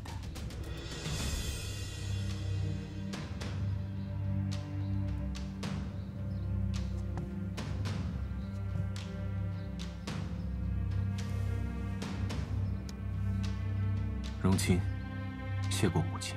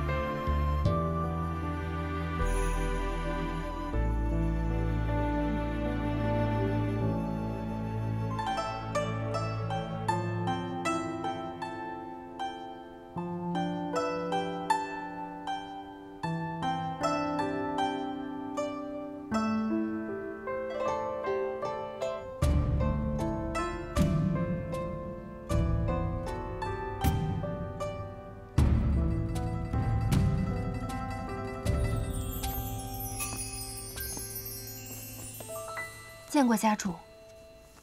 母亲。你们都下去吧。是。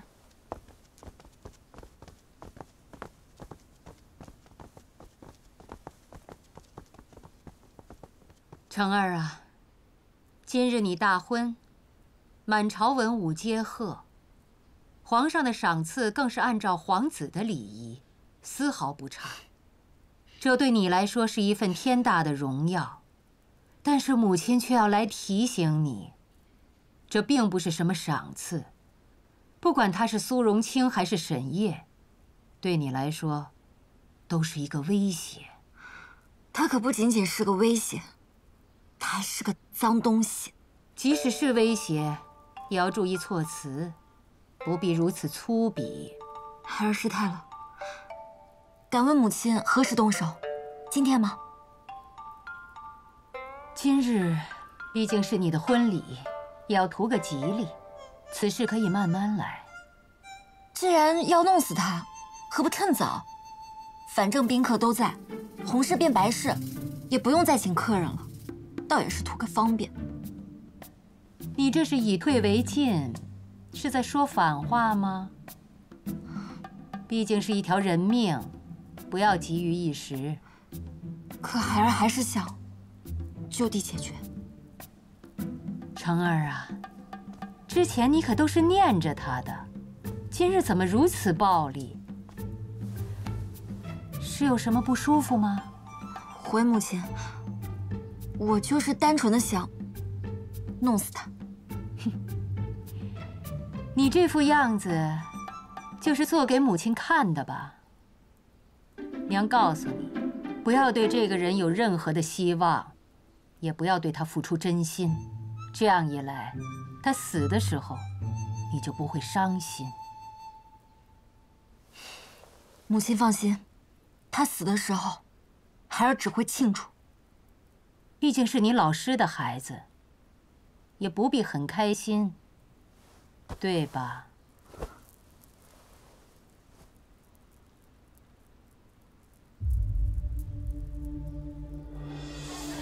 喜轿来了！是啊，快看，那个人喜轿真够气派的呀！是啊。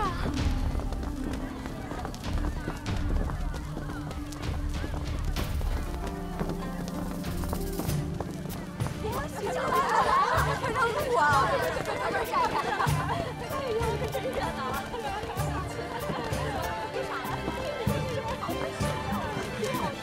是啊，还真的亲切。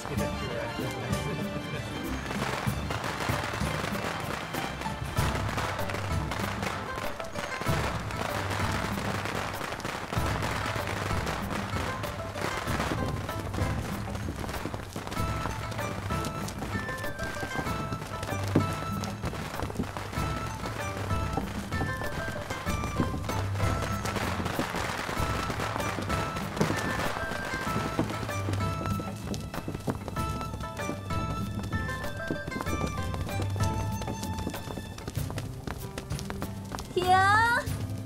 转轿，吉云绕府，喜气迎屋。落轿，家人落轿，福气万千。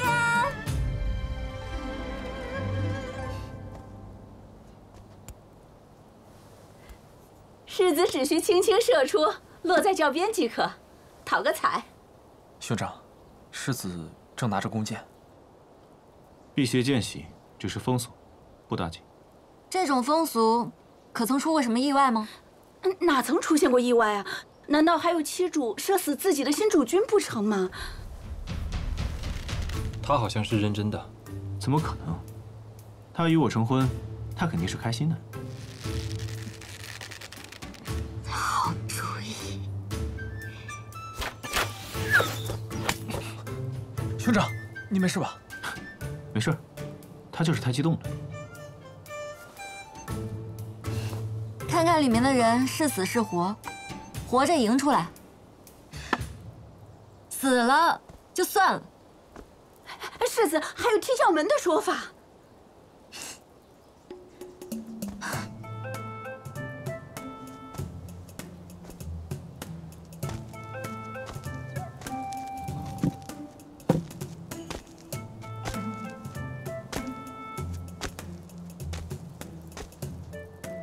苏公子，有请了。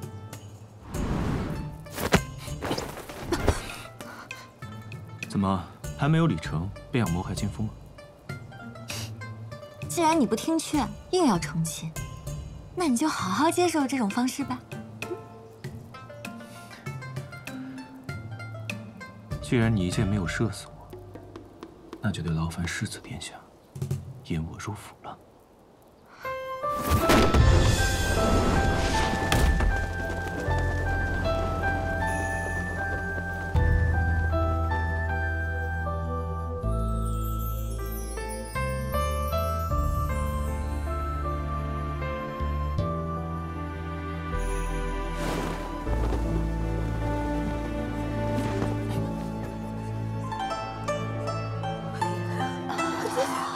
见过母亲，太离谱了！哎呦，既然礼已经成了，那就迎新人去前庭吧。是啊。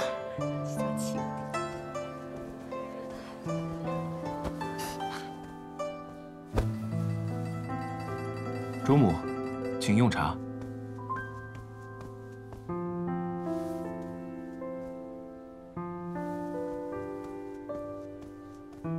成儿的父亲常居云州，有些话就由我来说吧。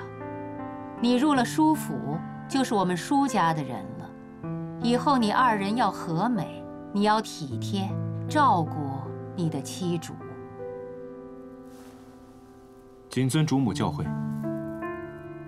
送新人入洞房。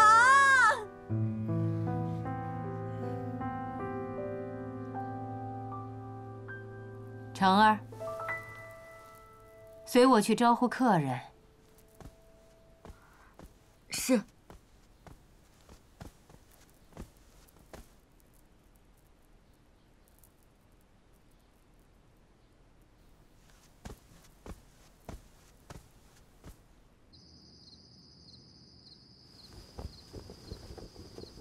下臣拜贺舒大人，贺世子大人新婚大吉。哎，你们家那位三小姐没有来呀？啊，回舒大人的话，那孩子本来是一定要过来的，可昨日突然生了急症，没这个福分。改日，下臣一定会亲自带他登门谢罪。哦，那便是可惜了。原本，他和我们成儿可是最要好的朋友呢。飞鱼，哎，贺世子大人和新主君百年好合，早生贵子。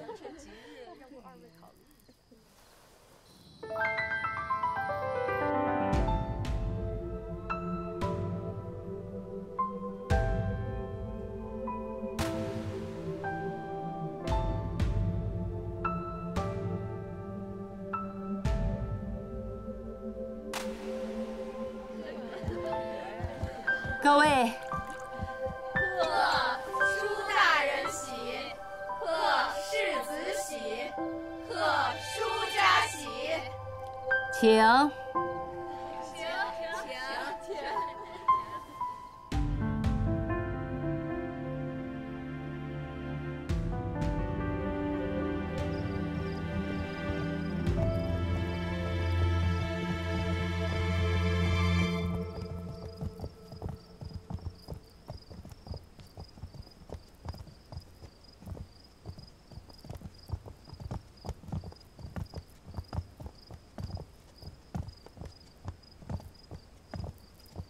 见过世子。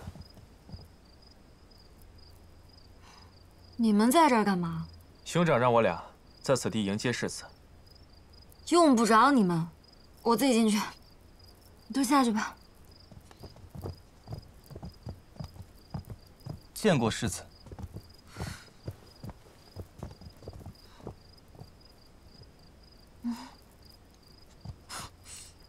哎，不是。你们跟过来干什么？回世子的话，吾等随时听候差遣的。差遣什么？嗯？还是你们想听见什么？无耻！你们都下去吧，也请世子把你的人也都撤下去。这好好的洞房之夜，舞刀弄枪像什么话呀？府兵听令，全部都撤下！本世子不要。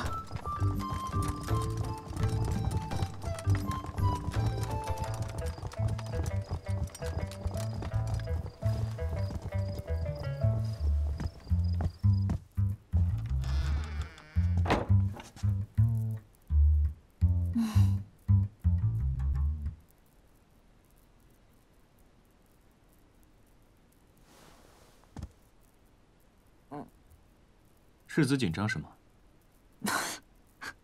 荒唐！我怎么可能会紧张？不紧张，哪来这么多汗水？洞房之夜，世子又为何会安排府兵？很明显啊，我在提防你。是告诉别人，告诉家主，你在提防我？你干什么？与世子共饮合金酒。我刚才喝的有些多了，你这杯我不想喝了。这杯酒我等了许久，怕是由不得世子。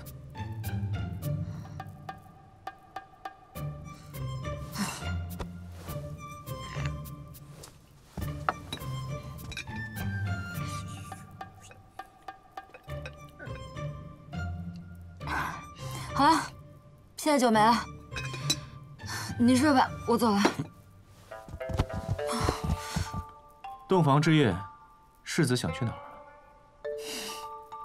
难不成你真想和我洞房啊？我告诉你，休想！别的事情都可以听你的，但这件事情不行。你以为你自己什么货色？难道你还敢对我用强啊？那世子就看沈烨敢不敢对你用强了。你要干什么？还请七主帮我摘掉面纱。你想得美！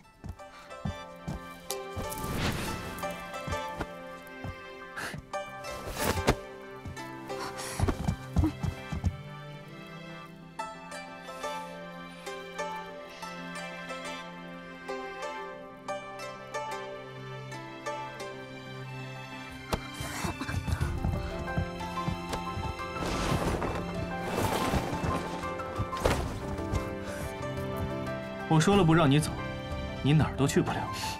你别忘了，本世子可是清月派掌门的关门弟子。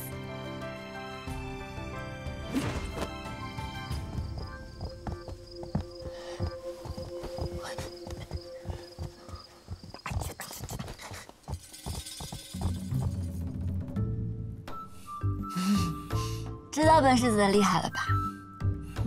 知道。那，还请关门弟子把绳子解开呗。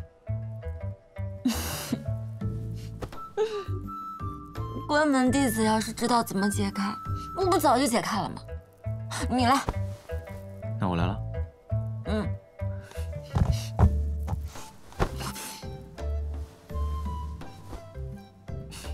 你是故意的。你冤枉我了。那我来。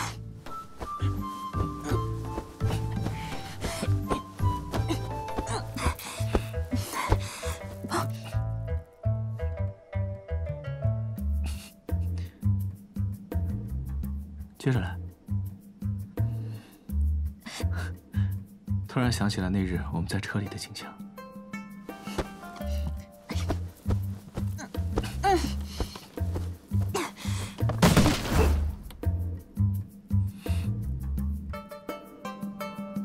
怎么又没动静了？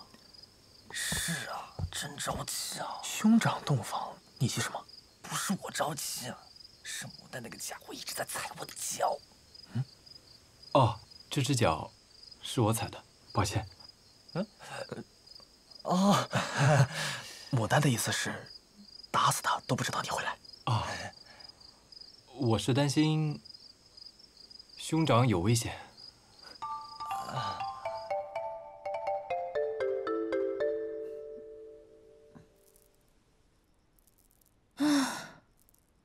我尽力了。看得出来，床都塌了。今夜就先这样吧。你别再乱动了。遵命，骑主大人。谁允许你这么叫我的？不该叫吗？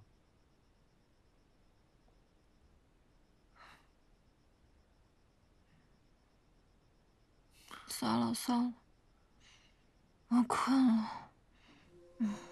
就这样吧。行。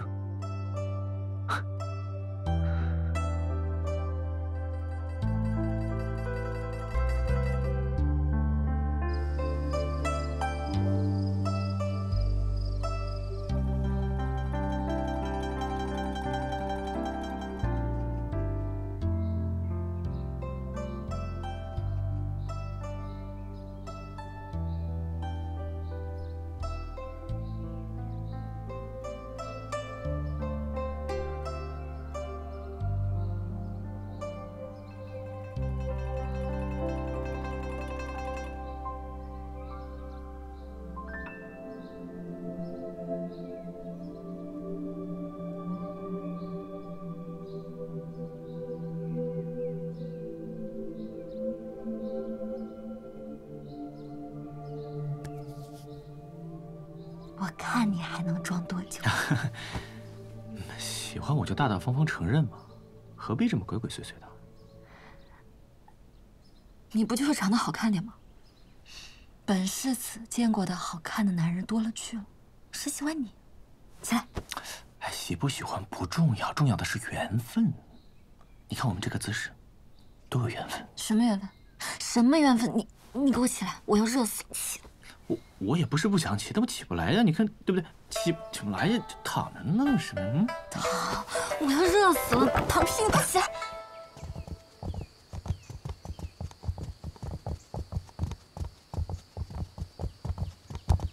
请世子主君洗漱。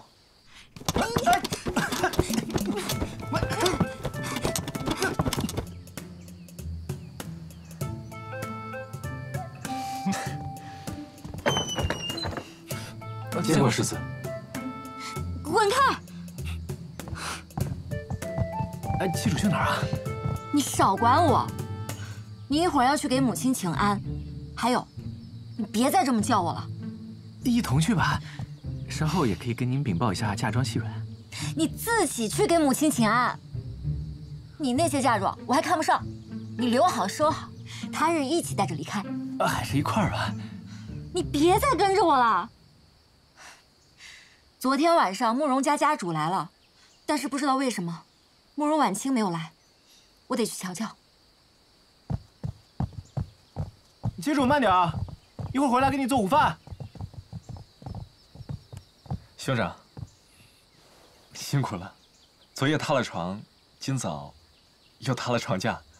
不辛苦，这命苦。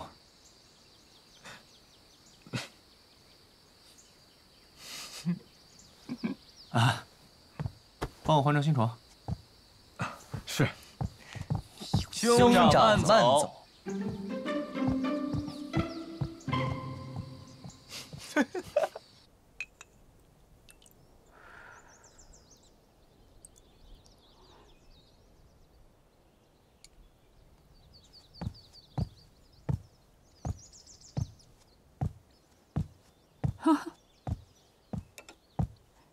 荣卿见过家主大人。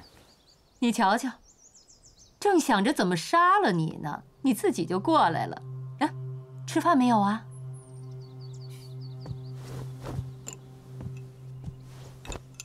原来家主是因为这点小事心烦，那是荣卿的错了。至于吃饭嘛，我还是想等世子一起，请家主训诫。哟，谈得上什么训诫呀？无非就是希望你多为舒家分忧解难。家主是想让荣清出谋如何除掉我自己吗？有劳了。荣清是苏家的独子，贸然除掉，恐怕家母不答应。那必然不答应。荣清身份古怪，还背靠皇上，其中轻重也需掂量。说的是，还没搞清楚杀你的时机在何处。最重要的是，荣清刚与世子成婚，还舍不得死。只要我不想死，我怕这个世上没有谁有这个本事。那就要看你如何在舒家自处了。你若真是迷惑了成儿，令舒家危矣，那我也是不答应的。安分一点儿，你还能活得久一些。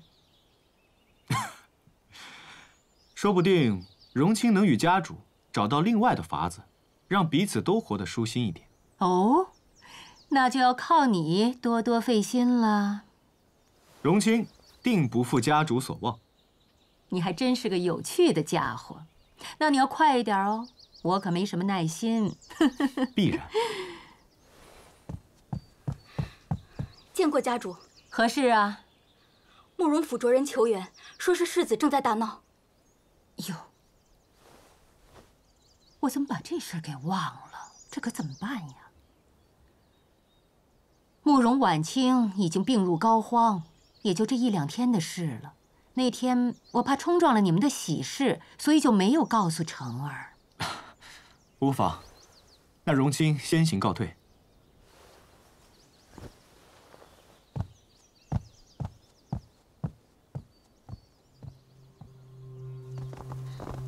世子大人，你还是把我三姐姐放下来吧。走开，别碍我事，我要带她去看病。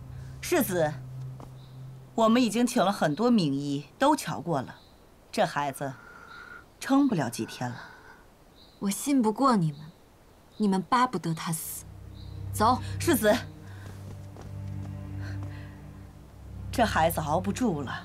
您刚刚成婚，莫要冲撞了您啊。成儿，母亲说的对，你将我放下吧。要死，我也得死在家里才行。你送我的礼物我还没有收到，你不准死。来人，将我三姐姐送回屋去！你敢？谁敢拦我家七主？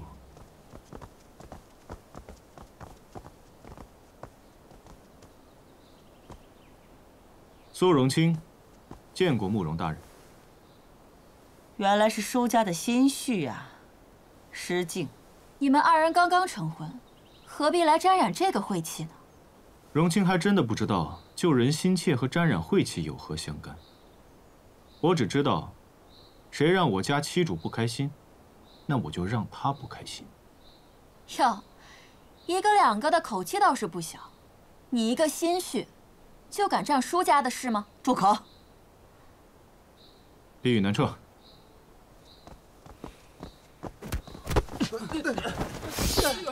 没想到啊，苏大人的独子，竟也有这般手段。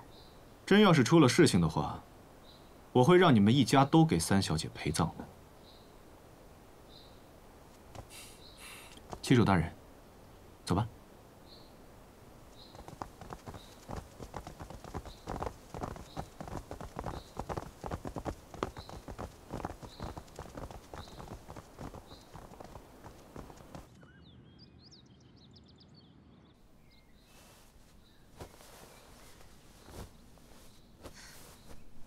他一直有心口痛的毛病，说是从他母亲身上传下来的。你安排些人去太医阁把医手绑过来吧。这好端端的，为什么要绑架呢？把他带来这里，就是为了行事方便啊。把他带来这里，不是为了行那种事情的，因为这里隐蔽、安静，能不被外人所知道。那也需要大夫呀。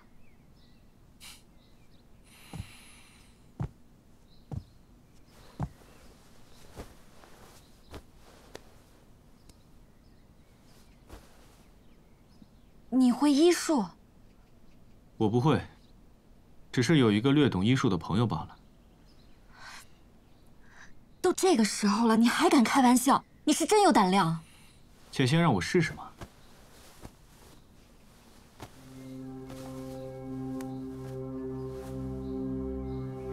哎，你别乱施针啊！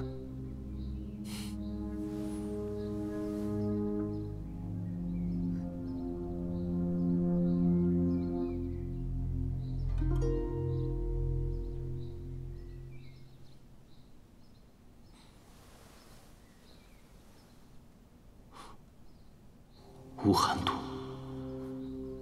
看来得动用那件宝贝了。接主大人，可知道冰残破吗？知道，天下至宝，皇上那里有一枚，我去求他。求不来的，那是他留着给自己续命用的，谁求都没用。那我就去偷去抢。反正我要弄过来。家主大人没给你讲过，舒家也有一枚吗？从来没有。也是，偷藏了皇家的宝贝，也确实不能轻易提及。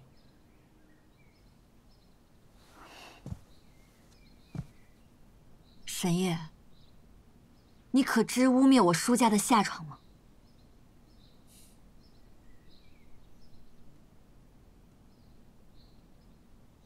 好，我去求我母亲。也求不来。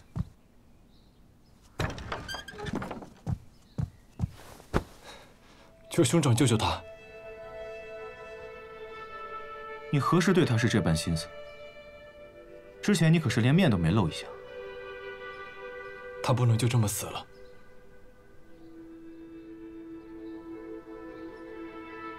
既然你想求，那就求世子殿下吧。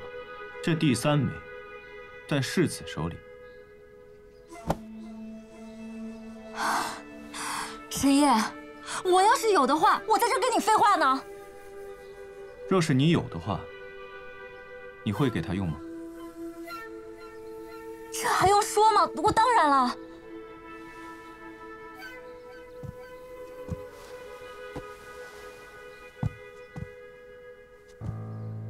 去把那几个人都叫过来，一会儿都用得上。快去。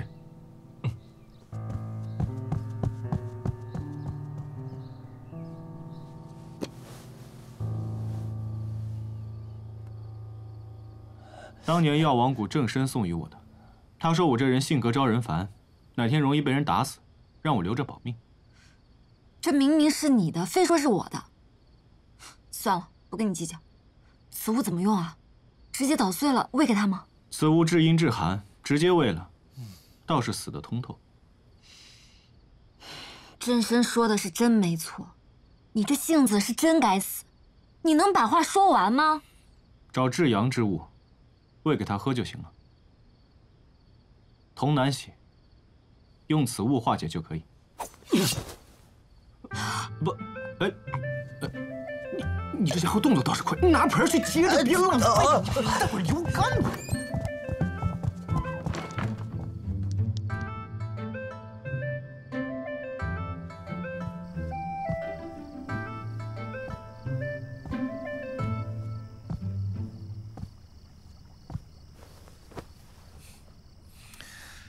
外面天这么冷，要不咱们回屋里去？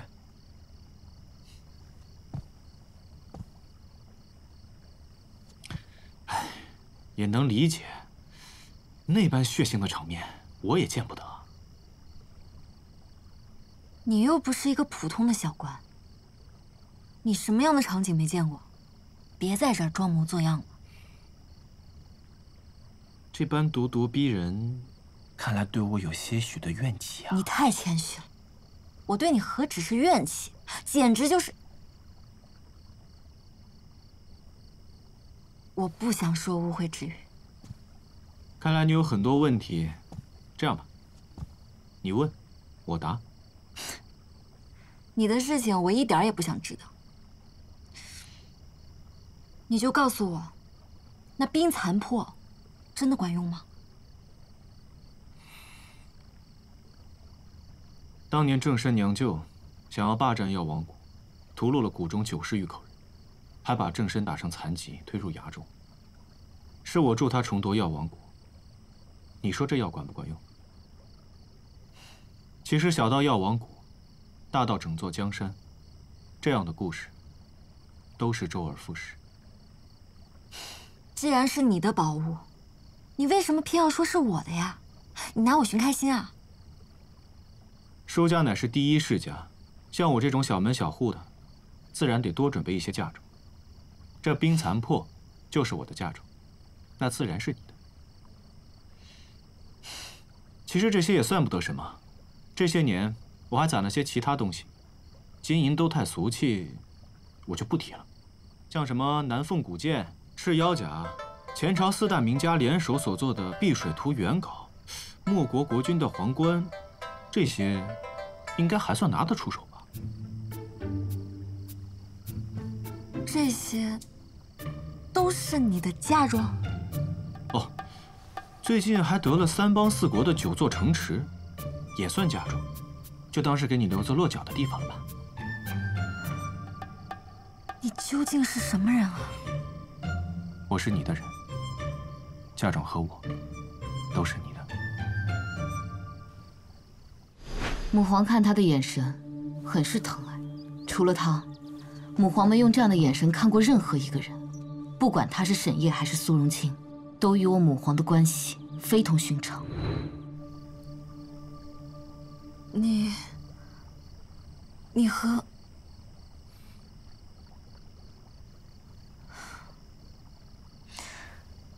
算了。兄长，兄长，沈从他啊，我知道，失血过多晕过去了吧？啊，先扶他回房间休息，一会儿你们都过来。是。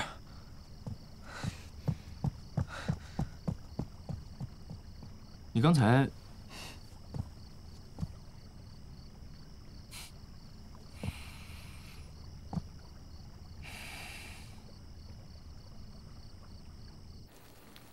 这冰残破真是奇物啊！加了这么多血，竟然都煮不化。是啊，沈从真是尽力了。是挺努力的，都不找别人帮忙。那下面该哪位出力了？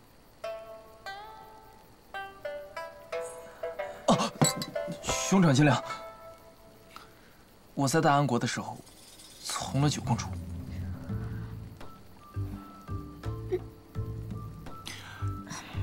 9公主乃人中翘楚，你不吃亏。南彻，你来。你不会演。兄长，我与燕国御厨家的小姐，兄长见谅。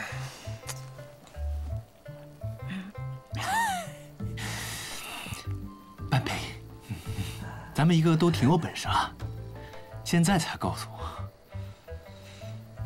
算了，武丹。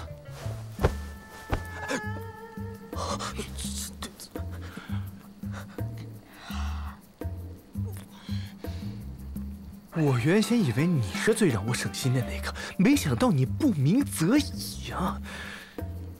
没想到在最放心的环节出了问题，我真的是……我去寻几个人来。来不及了，一会儿血都干了。你们世子息怒。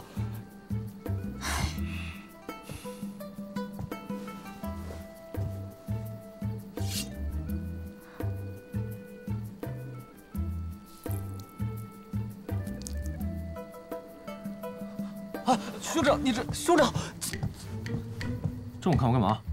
兄长，你与中山侯的事是假的吧？就知道你在背后乱嚼舌根，假的。那大安国的大皇女呢？我不喜欢她。那还有南疆的那个……滚！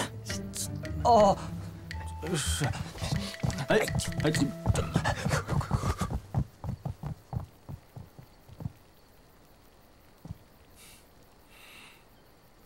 区主有什么想问的？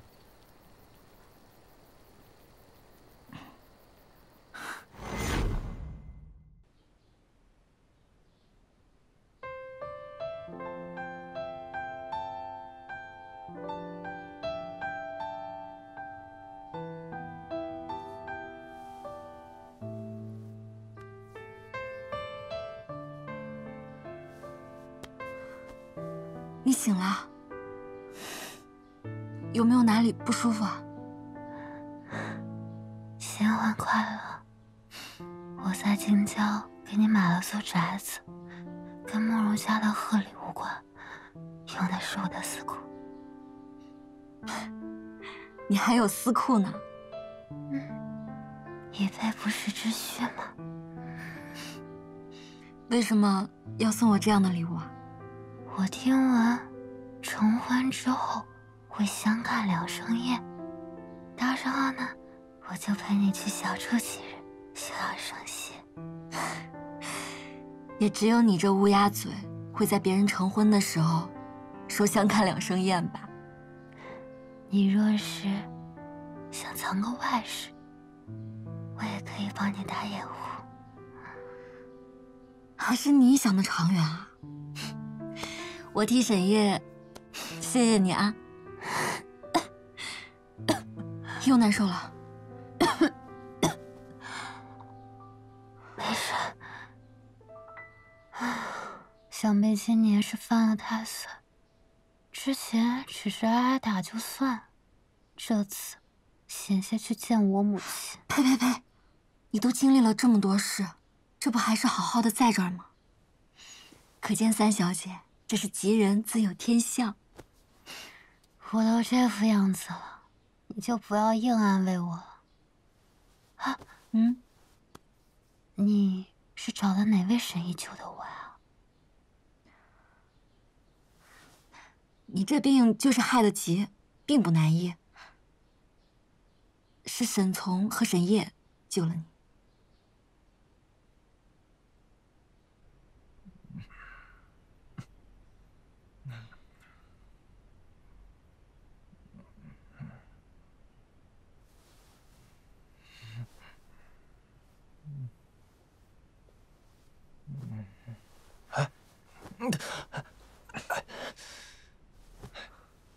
躺着别动，兄长说了，让你好好休养。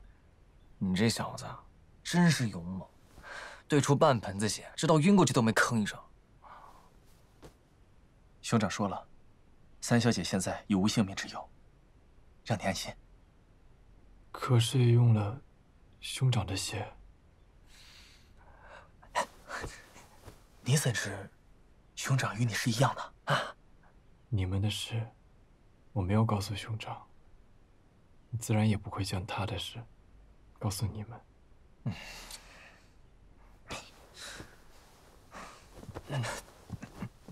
哎，三小姐已经没事了，你吃点东西再过去，着什么急啊？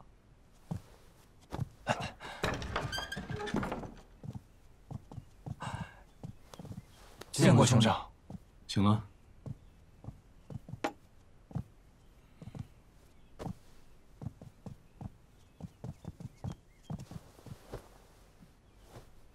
陪我喝点汤。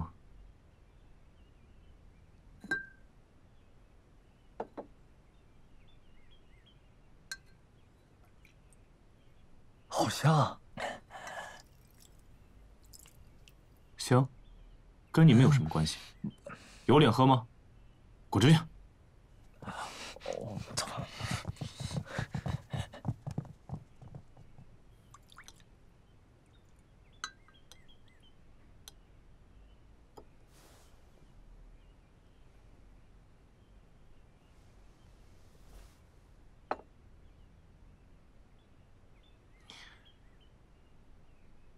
有什么想问的，大可直说。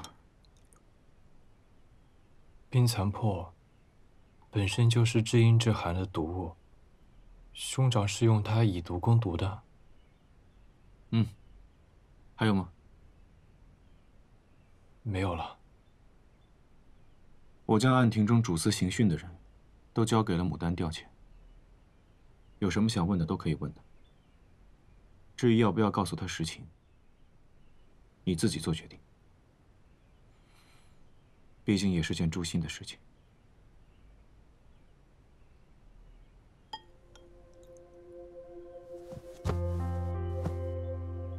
谢过兄长。一点小事，不至于。谢兄长救他。倒也不至于。我是为了世子，你是为了他，这是件两不相干的事情。我只是不想让他死在别人手里。嘴硬是没有用的，你对他是何感觉？以后想怎样对他，你起码得给自己一个交代。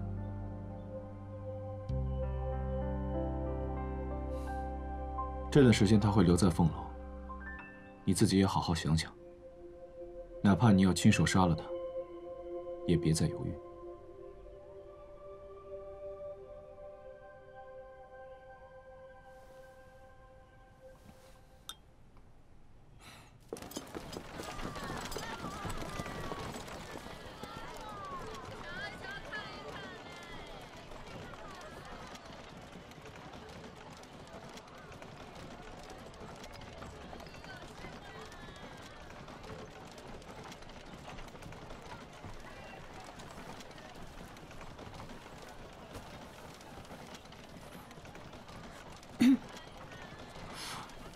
疼，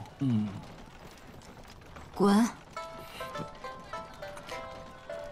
疼！你要是再用这种表情看着我，你就下车，走回去。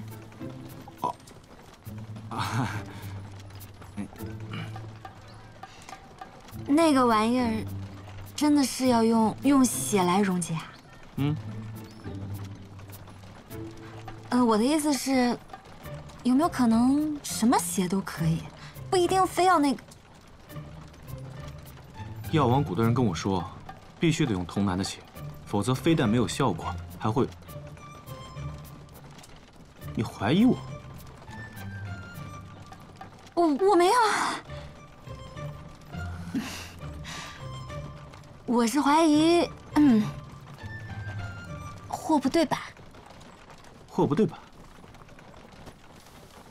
七主若是不信的话，可以亲自验货。你起开！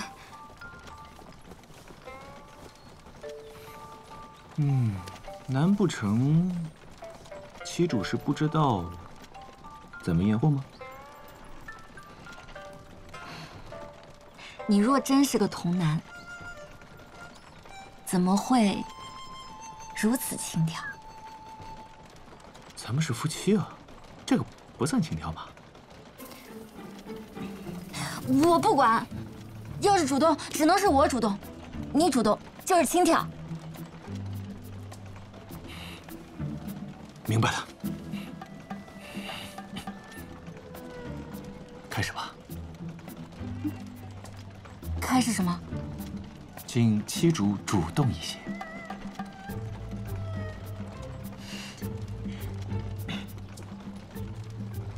已经流了这么多血了，就不能好好休息一下吗？休息休息。哎呦头晕，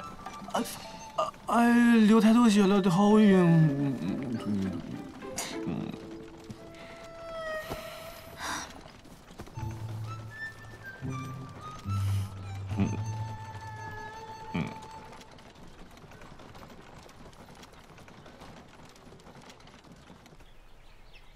朕听闻，那小两口子的日子过得也不太平吧？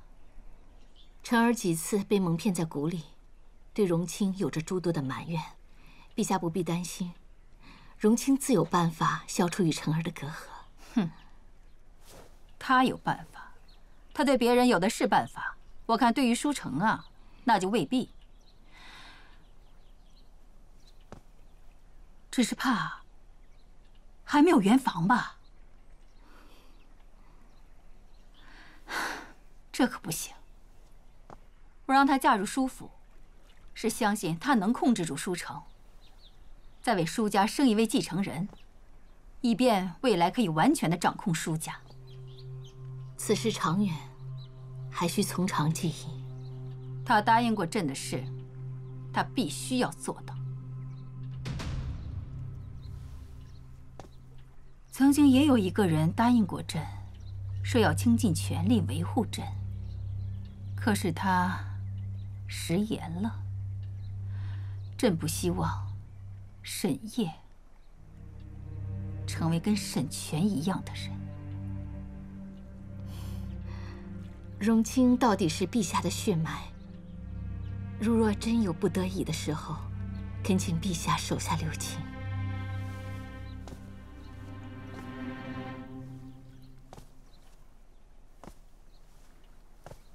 无论是朕的事，或是他的事，都无需同你商量吧？是。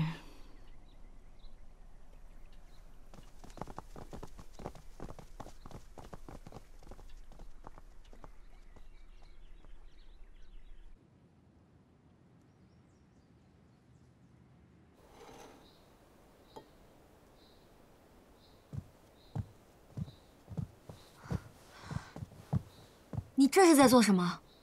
我舒家是没人了吗？让你来做饭？你手上的伤好点没？托世子的福，已经好了。那你也用不着做这些啊。我命人再给你拿一些雪蛤膏。小伤无碍，主要是想让你尝尝我的手艺。来，坐。尝尝。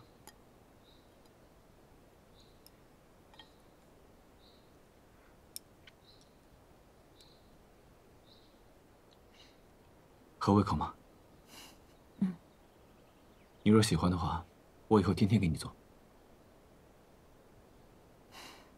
你只是苏荣清的话，我母亲都会担心。更何况你还是沈烨，还做了那么多离奇的事。又是皇上给我们执意赐婚，对于舒家来说，你太过危险了。你要不要尝尝这汤？我觉得这汤挺好喝的。你的种种行径不是用一句玩笑就可以搪塞的，有些话我们还是得说清楚。你是不是觉得烫？那我帮你吹吹。你有没有认真听我说话呀？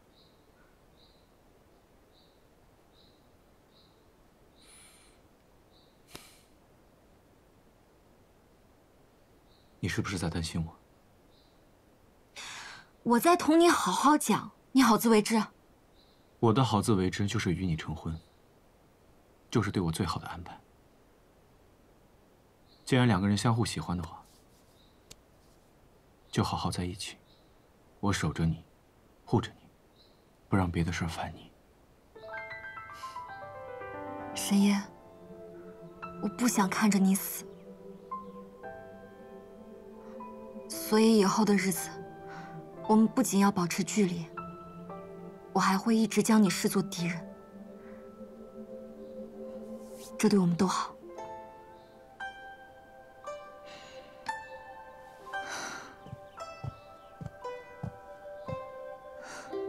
对了，骂你是脏东西的话，我向你道歉。你好像也没那么不堪。哪个人会跟敌人说抱歉啊？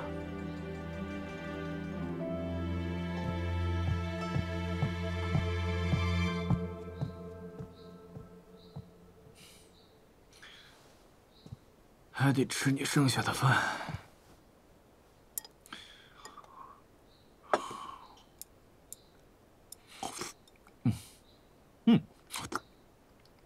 好喝啊。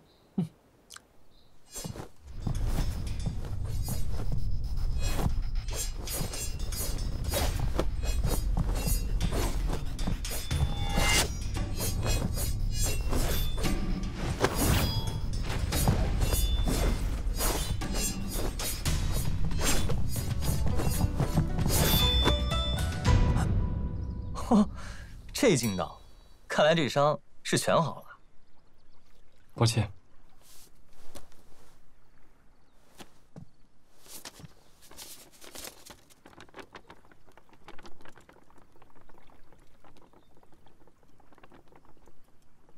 那制毒之人已被擒住了。那最后是证言，此人是药王谷的叛徒，是慕容羽请他制毒毒害慕容红，运用同样的方法对付三小姐，令所有人都以为是心痛的遗传病。这三小姐也是个可怜之人啊。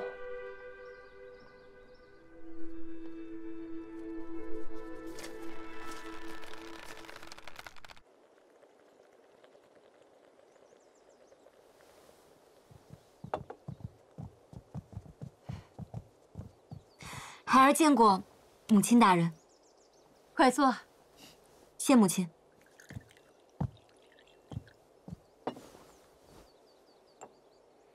新婚燕尔，感觉如何呀？时时作呕，别无他想。难道这沈烨中看不中用？去寻过大夫了吗？不妥，终归是丢了舒家和苏家的人。那可用此理由退货？他真的不中用啊，这可就难办了。我得同你老师商议一下此事。哎，别！孩儿也不知道。那这么说，你俩什么都没发生？那个人心怀鬼胎的，孩儿怎么可能与他亲近呢？像沈烨这种极品佳人，按理说应该是精于此道，如此荒废，着实有些可惜。哎，他只是看着唬人，其实一窍不通。你怎么知道？我怎么知道呢？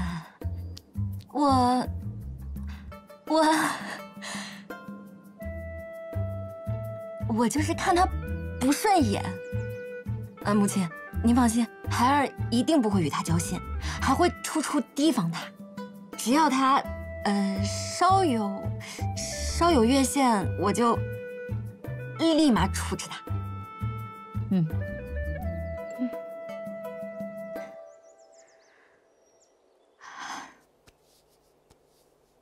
母亲，孩儿想早日入朝参政，这样也好，在平日里尽量远离那个人，对吧？既已成家，那咱们就开始立业了。禀告家主，内官来报，陛下宣您入宫。来得正好，你少安勿躁，娘这就入宫与陛下商议你的事。谢过母亲。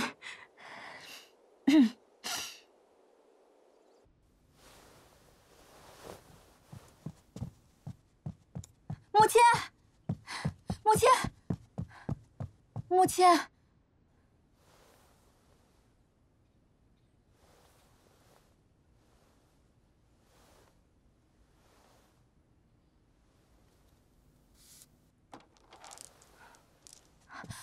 母亲，如此毛躁，惊动了列祖列宗，视为不敬。孩儿失礼。何事啊？母亲，三姐姐回来了。回来？尸体运回来了？是人，活生生的人。不可能！这么些年的巫寒毒早已侵了他的心脉，正应该是毒发身亡之时。依我看，就不该如此迂回，不如一刀了结来的干脆。她毕竟是慕容红的独女，若要是死得不明不白，我如何向全族人交代？孩儿认为他迟早会是个祸害，不如尽快处置了。既然暂时要不了他的命，那就换种说法。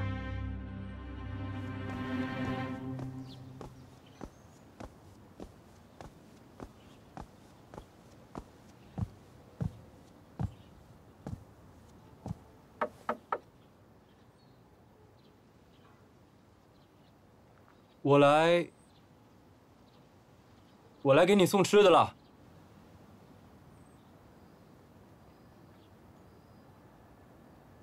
我进来了。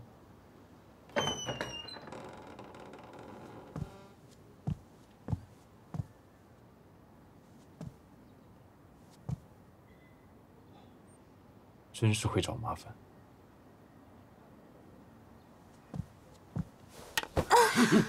怎么了？这是四妹妹，我母亲已经将你逐出家门，如今你已经不是慕容府的人了，再敢乱攀，我便打死你！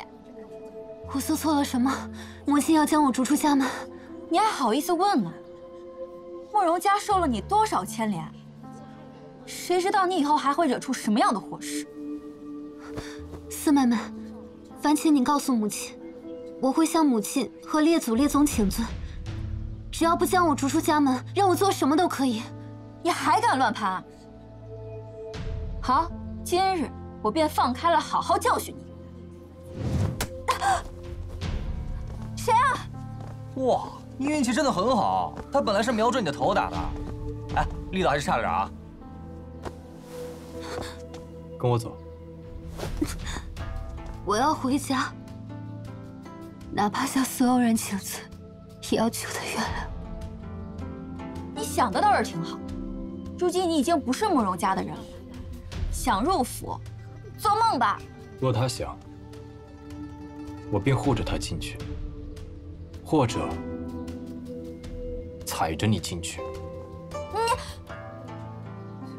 行，你想入府也可以，但是得有请罪的样子，给我跪着入府。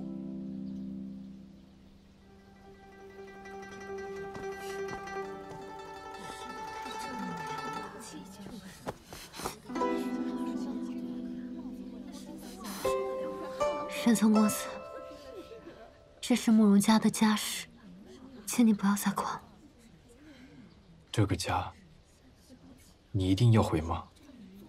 我慕容府执行家规，不容外人插手。说到哪里我都有理。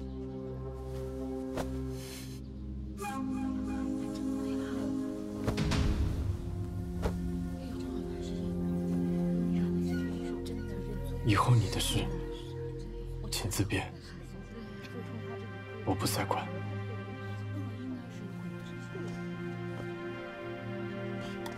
今日我就要替母亲好好教训教训你。这下你麻烦大了。沈总，你没事吧？你不是说好不管慕容家的事了吗？你方才说，他已经不是慕容家的人了，他的事便不是慕容家的事。那又怎样？他欠我们慕容家的，我必须要讨回来。刚好，我也要向慕容家讨要一些东西。沈总，你的病，你母亲的死，都是中的毒，和这个家脱不了干系。你是信我，还是信他们？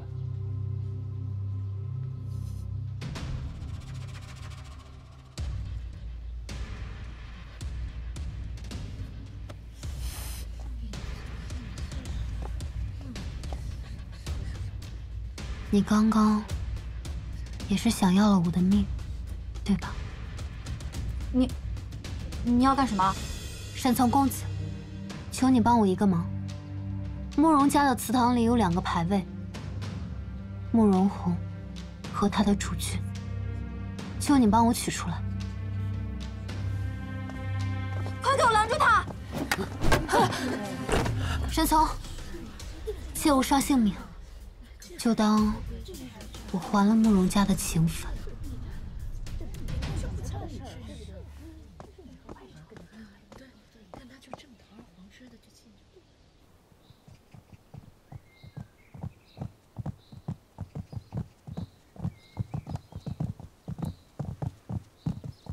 郡主大人去哪儿？去你的老窝找慕容，叫他先别回去，非不听。现在被家里赶出来了吧？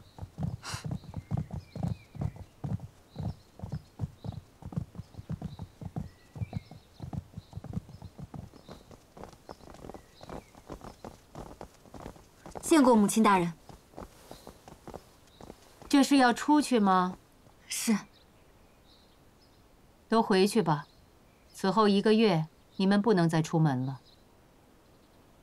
恭喜世子大人，恭喜世子主君！皇上安排您2人于家中休沐1月，是陛下对2位新人的体恤啊。感恩母亲，陛下，这是何意啊？皇上想让你们1年之内生个孩子，故而督促你们恩爱的意思。所谓休沐，就是比禁足好听一点的说法罢了。世子，这是哪里话？这是陛下的恩典。成婚之事，陛下要管；成婚之后的事，陛下还要管。陛下这恩典，很绵长。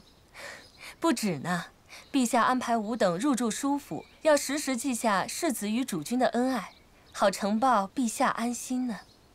如今这监视朝臣之事，已经不需要任何掩饰了吗？世子言重了，这是陛下对您的关爱。我觉得他们说的有道理，咱们接旨吧。你这副迫不及待的样子，真让人讨厌。讨厌就对了。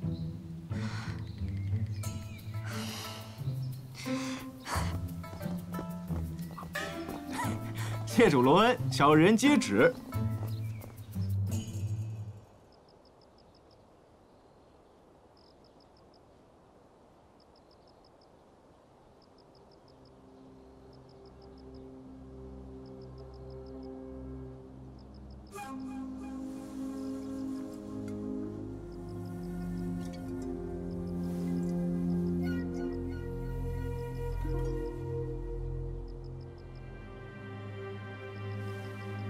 嘴硬是没用的，你对他到底是何感觉？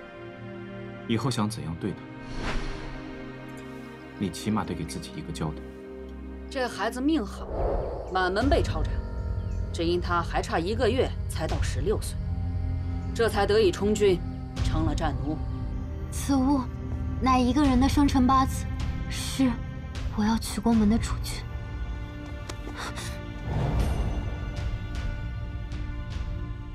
你的病，你母亲的死，都是中的毒，和这个家脱不了干系。那慕容羽，他行事如此猥琐，眼见着蓝氏一门大杀将倾，让他执掌家事，是为娘此生最后悔的决定。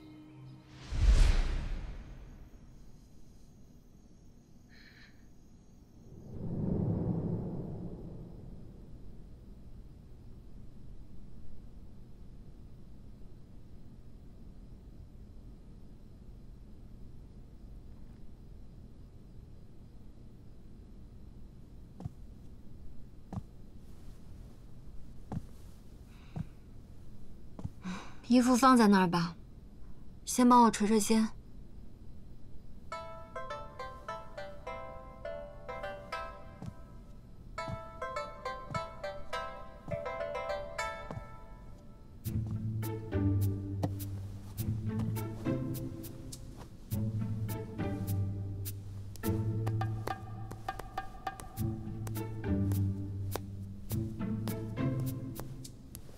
三小姐已经回去了。怎么是你啊？红渊呢？我伺候妻主沐浴不是应该的吗？我不是说了吗？你住你的，我住我的，互不打扰，我们离得越远越好啊。可现下皇上不是给了道口谕吗？我也只是奉旨行事啊。这抗旨的事又不是做了1次2次了。那你哪次不都乖乖就范了吗？嗯，大内关不就在那儿吗？咱们怎么着也得做做样子给他看啊。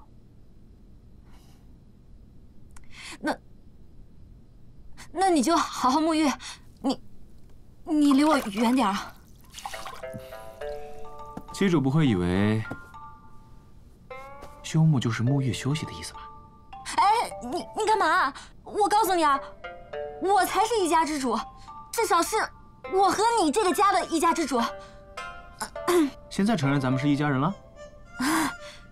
暂时的嘛，做做样子。反正既然我是一家之主，那什么时候同房，要不要同房，都是我说了算。哎呀，那既然如此，只好听皇上的话，与妻主一同沐浴休息了。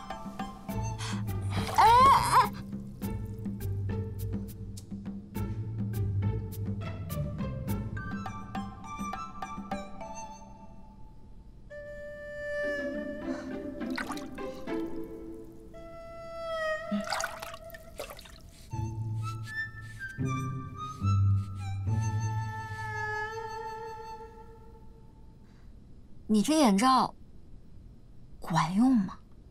皇上的面子我得给，但只要妻主不愿，那小的我宁可荒废了我这一身的本事，装装样子。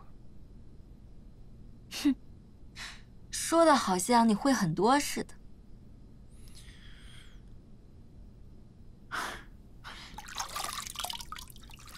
你此刻也敢挑衅我？不，打扰了，我走。走了。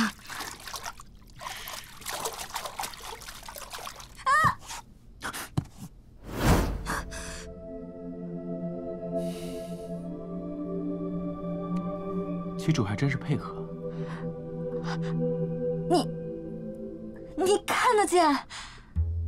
我这是听声辨位。你起开！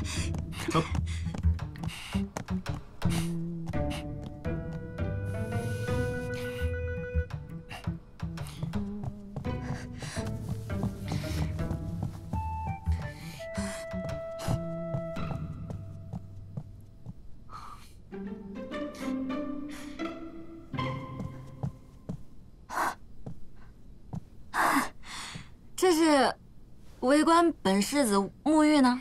世子与主君已共同沐浴半个时辰，都给我记清楚了。世子几时进去的？主君何时出来的？是。辛苦了啊！敢问世子大人，您与主君休沐之时所做何事啊？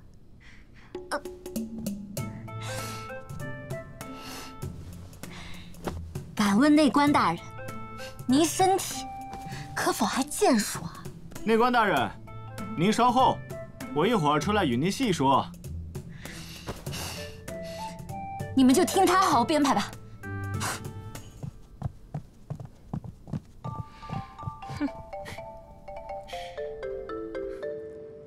世子大人，世子大人，世子大人。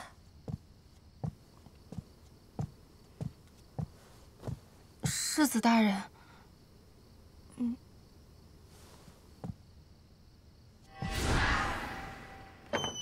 世子，本世子现在心情不是很好，内官大人最好想清楚再说。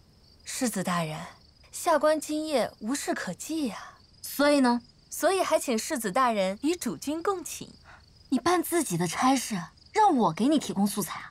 下官除了记事之外，还有督导之责呀。本世子如何过日子，用你来督导吗？这也是下官的差事。下官深知此举会惹怒世子大人，但皇命难违。您可以随便选一个处置，然后去与主君同房吧。杀人之后再去同房，谁还有这个心思去同这个房啊？世子若是不允，便是下官的差事没有办好，也只好选一个先行处置了。红渊，去把我的枕头拿出来，我一个人过去，谁都别跟着我。是。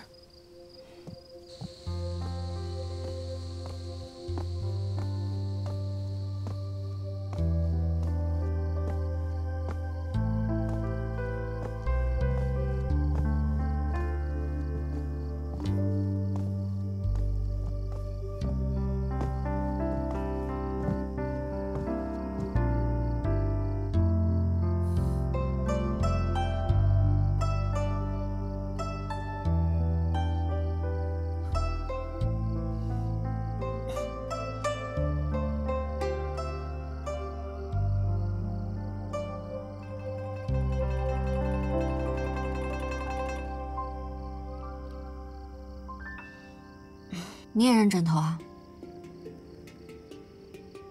那日在妻主肩头休息得真好，不知道什么时候还有这个福分？你别想了，没有了。那我的肩膀，说不定也挺好的，可能比你手上的枕头更香。你更不用想。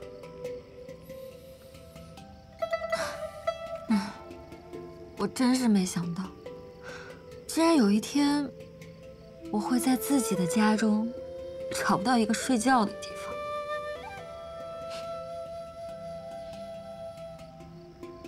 这不会是你和皇上商量好的吧？我哪有那么大本事？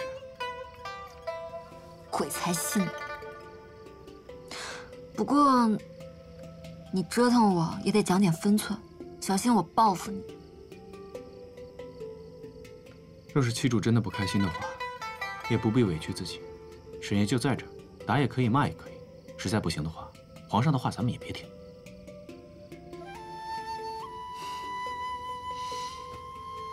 本世子是不太灵光，但我还是知道，眼下皇家与舒家的平衡来之不易。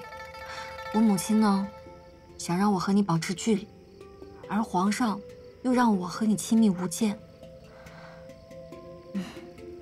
确实为难。那不知道七主心中是怎么想的？我怎么想的重要吗？在别人那或许不重要，但在我这儿是唯一重要的事情。说的真好听。我若真那么重要，你就应该听我的。这门亲事作罢。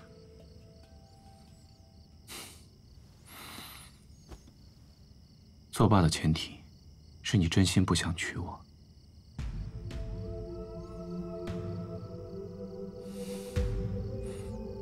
你真心不想娶我吗？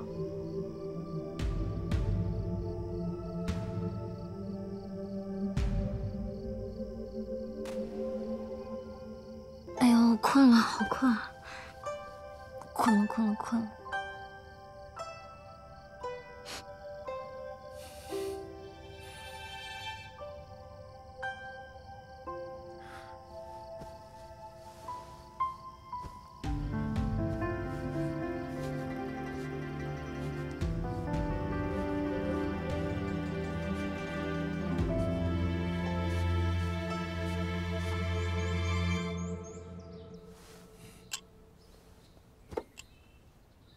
今日是小从的生辰吧？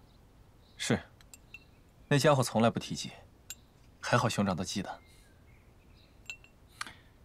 这几日也出不了门，待我祝他又年长了1岁吧，回头给他补上一份大礼。他现在可顾不上，三小姐住在凤楼里，他线下烦乱得很呢。他们相处的如何？当然是不及兄长与世子恩爱同浴，相伴看月。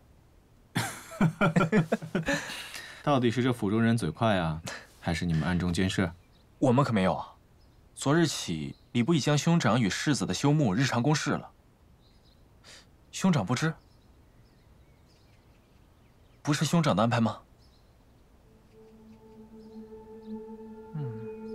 那就是皇上了。他总不能故意拿你们打趣吧？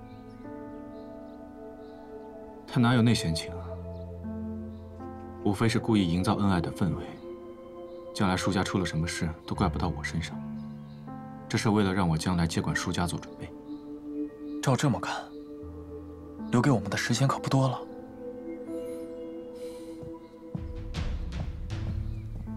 主君，世子请您去前院。